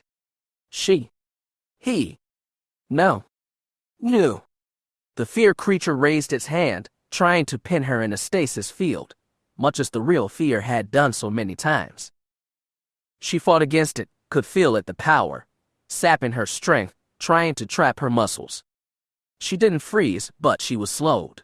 The body double ignited his blade and tried to end her. Blaster bolts rang out. Fear was forced to backpedal. He deflected Barrick's attack, even sending a bolt back at the armored soldier. It struck him in the chest, and he spun to the floor. No! Zen leapt into the fray. The creature met her blade upon blade. Zen's rage flowed freely through the Force, eager to avenge her fallen lover. It was all that Avaryss needed, that slight distraction. It freed her from the lingering effects of the stasis. Before engaging, she reached out with the Force, checking on Barrick. He was still alive, she realized. The blast had not breached his suit, but the energy had blown him back. He was struggling to feet even now, angrier than she. He realized what the double's words meant too. The children, Fear had used their family's killer to make Jeer and Bliss. He had combined her blood with that of the first man she had slain, the no-name enforcer that Fear had not even bothered to put in the records. She had looked once, out of curiosity. She had assumed that his name had been erased because Fear had not wished her distracted, that he thought she might seek out the man's own family and take even more revenge. It had been a good theory, but now she realized it had been incorrect. He had likely erased the man just because he had a use for his genetic material likely collected when the man had been injured at some point, and now the man's bloodline would continue. It would continue as part of her own. Fear, she thought coldly, imagining his cruel grinning face. The bastard. He was dead, but that didn't mean she could not have her vengeance. She could take it out on his doubles. She would have the blood she sought, payment collected with interest. He would pay, she thought. They would all pay. Zen was having trouble. Her cross-guarded blade could not break through his defenses. The Fear double pushed her back. As she tried to rally, he blasted her back with force lightning. Avaryss leapt forward. Switching to Makashi, she engaged the creature in close quarters combat. Their crimson blades flashed as they danced back and forth. "Sister," Beric shouted, "clear the way, so that I can take a shot." "No," she shouted back. "Stay your weapons. He is mine." She had to give him credit. This creature, his skill with the blade was impressive. Even still, she felt she had the edge, even as they danced back and forth, parry, strike, parry, strike. The hallway worked to her advantage. The double had thought to distract her with the realization about the kid's origin, but it had not worked out as he had hoped. She was enraged, yes, but she had not lost control as he had hoped. She had turned that anger into a scalpel and was now prepared to use it to perform some necessary surgery. Sensing that he had overplayed his hand, the false Fear began to panic. She could sense that too. He tried to spin her around. The door behind him was a private room, likely that of the children. There was no escape from there, she was certain. The second Fear knew it too. Groaning, Zen regained her feet. She looked ready to spring again, but Avaryss warned her off. Right now, the best thing that Beric and his lover could do was stay back and let Avi work. She was a skilled duelist and had much more experience than her opponent, the body double likely not been used on the front line.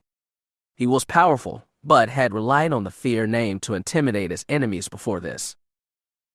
One thing that Avaryss was not, was intimidated by a false rival. The second Fear had had a shot with the stasis field. He had missed, and now he was about to pay for it. She stepped back as he overlunged. She moved in, as if to strike, and he used that moment to try to dance around her and make for the exit. She had anticipated this, of course. Her lunge was only a feint. Rather than press the move, she stepped back. He used the force to try to push her off balance while he made a break for it. As he moved, his weapon was out of position, barely, but just enough. She slashed out in a low spinning strike. The Fear thing cried out in agony. He went down, his legs severed at the knees. He brought up his hand, trying either a force push or perhaps force lightning, but, again, she was ready. She took the offending arm, the same move that Darth Tarek had used on her years ago, when he took the arm of Kira at the Battle of the Inferno Nebula. She could have let it end there, just taken his head, and been done, but she lashed out again, taking his other arm. Limbless, the creature lay on the ground, wailing. She ended any other possible resistance by striking him across the side of the head with the hilt of her weapon. The double lay unconscious on the ground, going into shock. She stared down upon the sight, drinking in his pain and humiliation. She sighed. Delicious. She turned to Zen. "Find Rain," she ordered. "See what she can get out of this thing." "At once, master," Zen said, bowing. She hurried out of the room, eager to catch up with her master's apprentice. Beric looked down. She could not see his eyes through the smoky lenses of his mask, and she didn't need to. She could guess what he was thinking. "Are you still going to claim them?" He asked, "These children?" "Yes," she answered. "Even knowing where they came from, what their father cost us. Are they to blame for the circumstances of their birth?" She asked. They didn't ask for who their parents were, or should I say, donors. Beric remained unconvinced. What if they blame you for their father's death? What if they already blame you? You could be letting your doom in the front door. "It is a gamble, I grant you," she replied, "but why would they care about that?" He had no hand in their upbringing. Fear, at least, trained them to recognize me as their mother. I can't use that, I think. I can make them ours, I'm sure of it.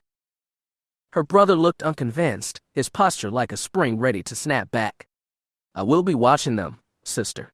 I don't believe this is a good idea, but if you insist, I will do my best to protect you from the consequences." She nodded.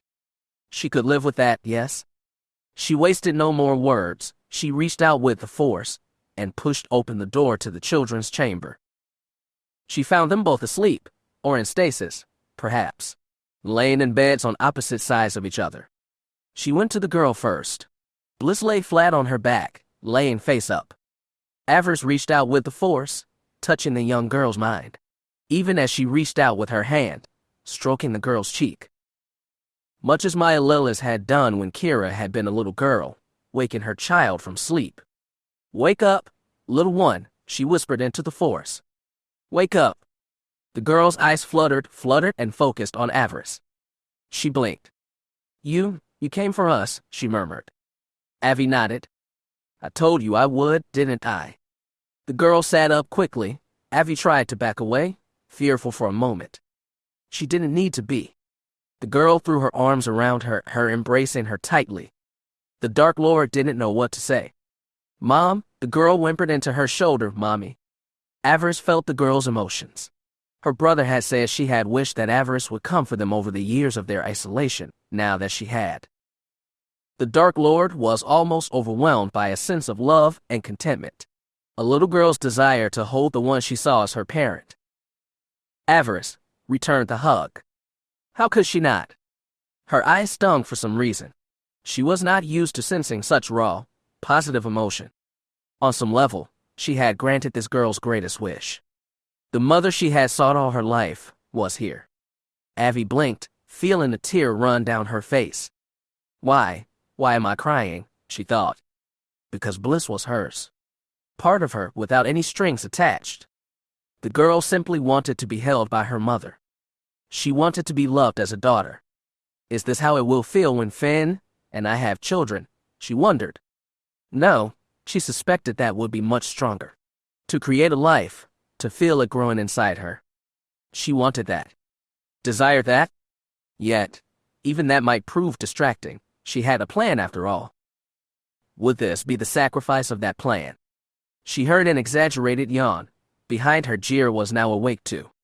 He rubbed his eyes and looked around. So, the boy said in a chirpy voice, "What did we miss?" Avi untangled herself from the girl and turned to Boy. He was smiling that wide red smile of his. "Mom, you came," he said.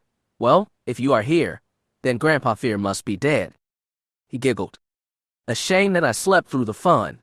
I would have liked to have seen that." "Fear is dead," she informed the children. "Only two of his body doubles remain, those that sought to steal from us, from our house." "You go to face him," Bliss said. A statement, not a question. Avi nodded. Jir's smile widened. "Can I go with you?" he asked. "If you are hunting down what is left, I would like to see it, the look on their faces when you end all that is left for them." Avi considered it, but decided against it, shaking her head. "You are still not strong enough to face whatever remains of these creatures.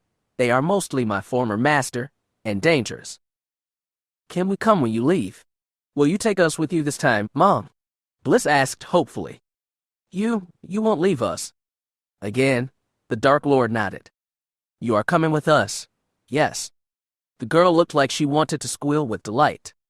The boy smirked. "It is not just us that drew you here, is it?" he asked. "The trinket we found, you want that too?" "It is the key to our rise, boy, but it, and we, will not be safe as long as Darth Fear's double still live." She stroked the girl's cheek. She was pretty much besotted with the idea that she now had a mother. The boy was more pragmatic, but he was not immune to the desire for a connection either. These two will be most useful, Avaryss thought. Zen will watch over you until I return, she informed them. She will see you safely back to my ship. Both children nodded. It seemed that they had learned discipline during their isolated upbringing again. Good. She still had much to do. She had no time to deal with any childish tantrums. As Jir had said, there was one thing still missing. The key was still here, somewhere, and 2 more fear doubles remained. She needed to deal with all 3 matters before they could leave this place. Her plans depended on it. She left the children with Zen. By that point, the girl had returned with Rain, who was leaned over the limbless thing that had been the fear double. Rain's eyes were closed. Avi could sense her probing his mind. In his broken state, he was helpless to resist. She took one last look at her kids, and yes, they were hers. No matter what donor fear had used to create them, the man was long dead, and she was here. Bliss gave her a hopeful look, eager to be away from this place. Jir continued to smile, a smile she still saw in her nightmares. He has his father's smile, she recognized. The boy did favor his father. She recognized that cold smirk, the same look that the dead enforcer had worn when he executed Anderlilis. It would make things difficult if she let it. No, she would not hold that against the boy or the girl. Whatever path that fear had wanted for them, whatever purpose he had sought, was now done. They were with hers now, their mothers. She would be guiding them from this day forward. They would serve her needs, yes. They would serve. The barracks are secure, Master, but I fear that we have another problem. Finn looked down at the hologram of Jaz Darbin. He was somewhere in the Fear Estate's power station. What he had done since arriving remained unknown, but it was likely something clever. Finn knew his master well. Master Jaz could be quite cunning when he wished to be. What is the problem, lad? He asked. Sith reinforcements. Worse, Finn replied. One of the sensor buoys we dropped when we arrived at the edge of the system has detected Eternal Fleet warships and attack shuttles. Those shuttled are en route to the system as we speak. Jaz frowned. Wonder how they found this place. Finn could imagine several possibilities. If Fear had been in contact with the Sith Empire, he might have told them his location, and they might have passed it on to the Zakwal. It was also possible that the Zakwal had come to Lord's Reach, seeking the key, and may have captured some of Fear's people before they had a chance to flee. Either way, it didn't matter. The enemy was on the way. How long do we have? Jaz asked him. 40 minutes, maybe less. The Jedi Master nodded. Send word to Avi. We need to be gone before those assault shuttles arrive. Get our people to the shuttles, Finn.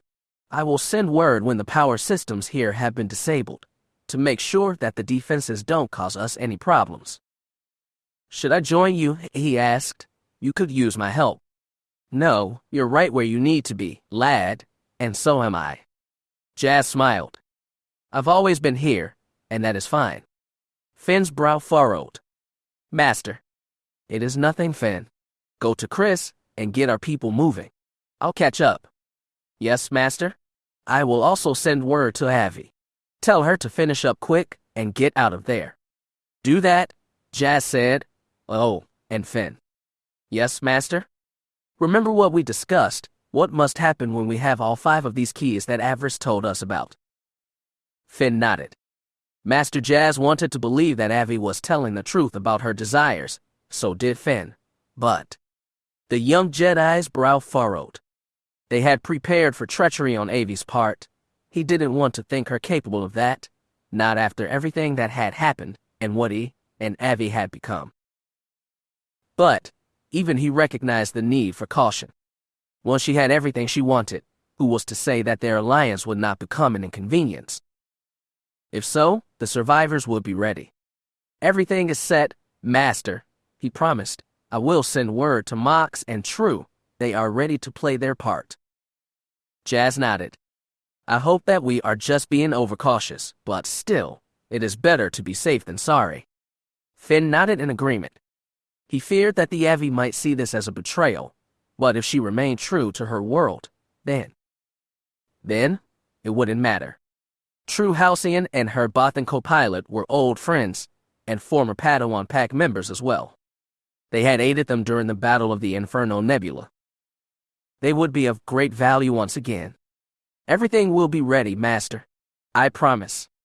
Jaz Darbin smiled. You have been a good student, Finn, and you have grown into a strong and wise young man. I know your heart is pulling you towards something new, but that doesn't make it wrong.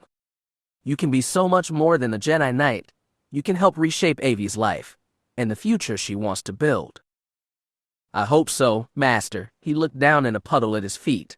He could see the slight glow of his yellow eyes, the Sith eyes that had not left him since Tatooine. Your future is still yours, his master reminded him. It is still in motion. Make the best of it. As I said, remember your training and follow what you know to be right. Trust in the Force. Finn nodded.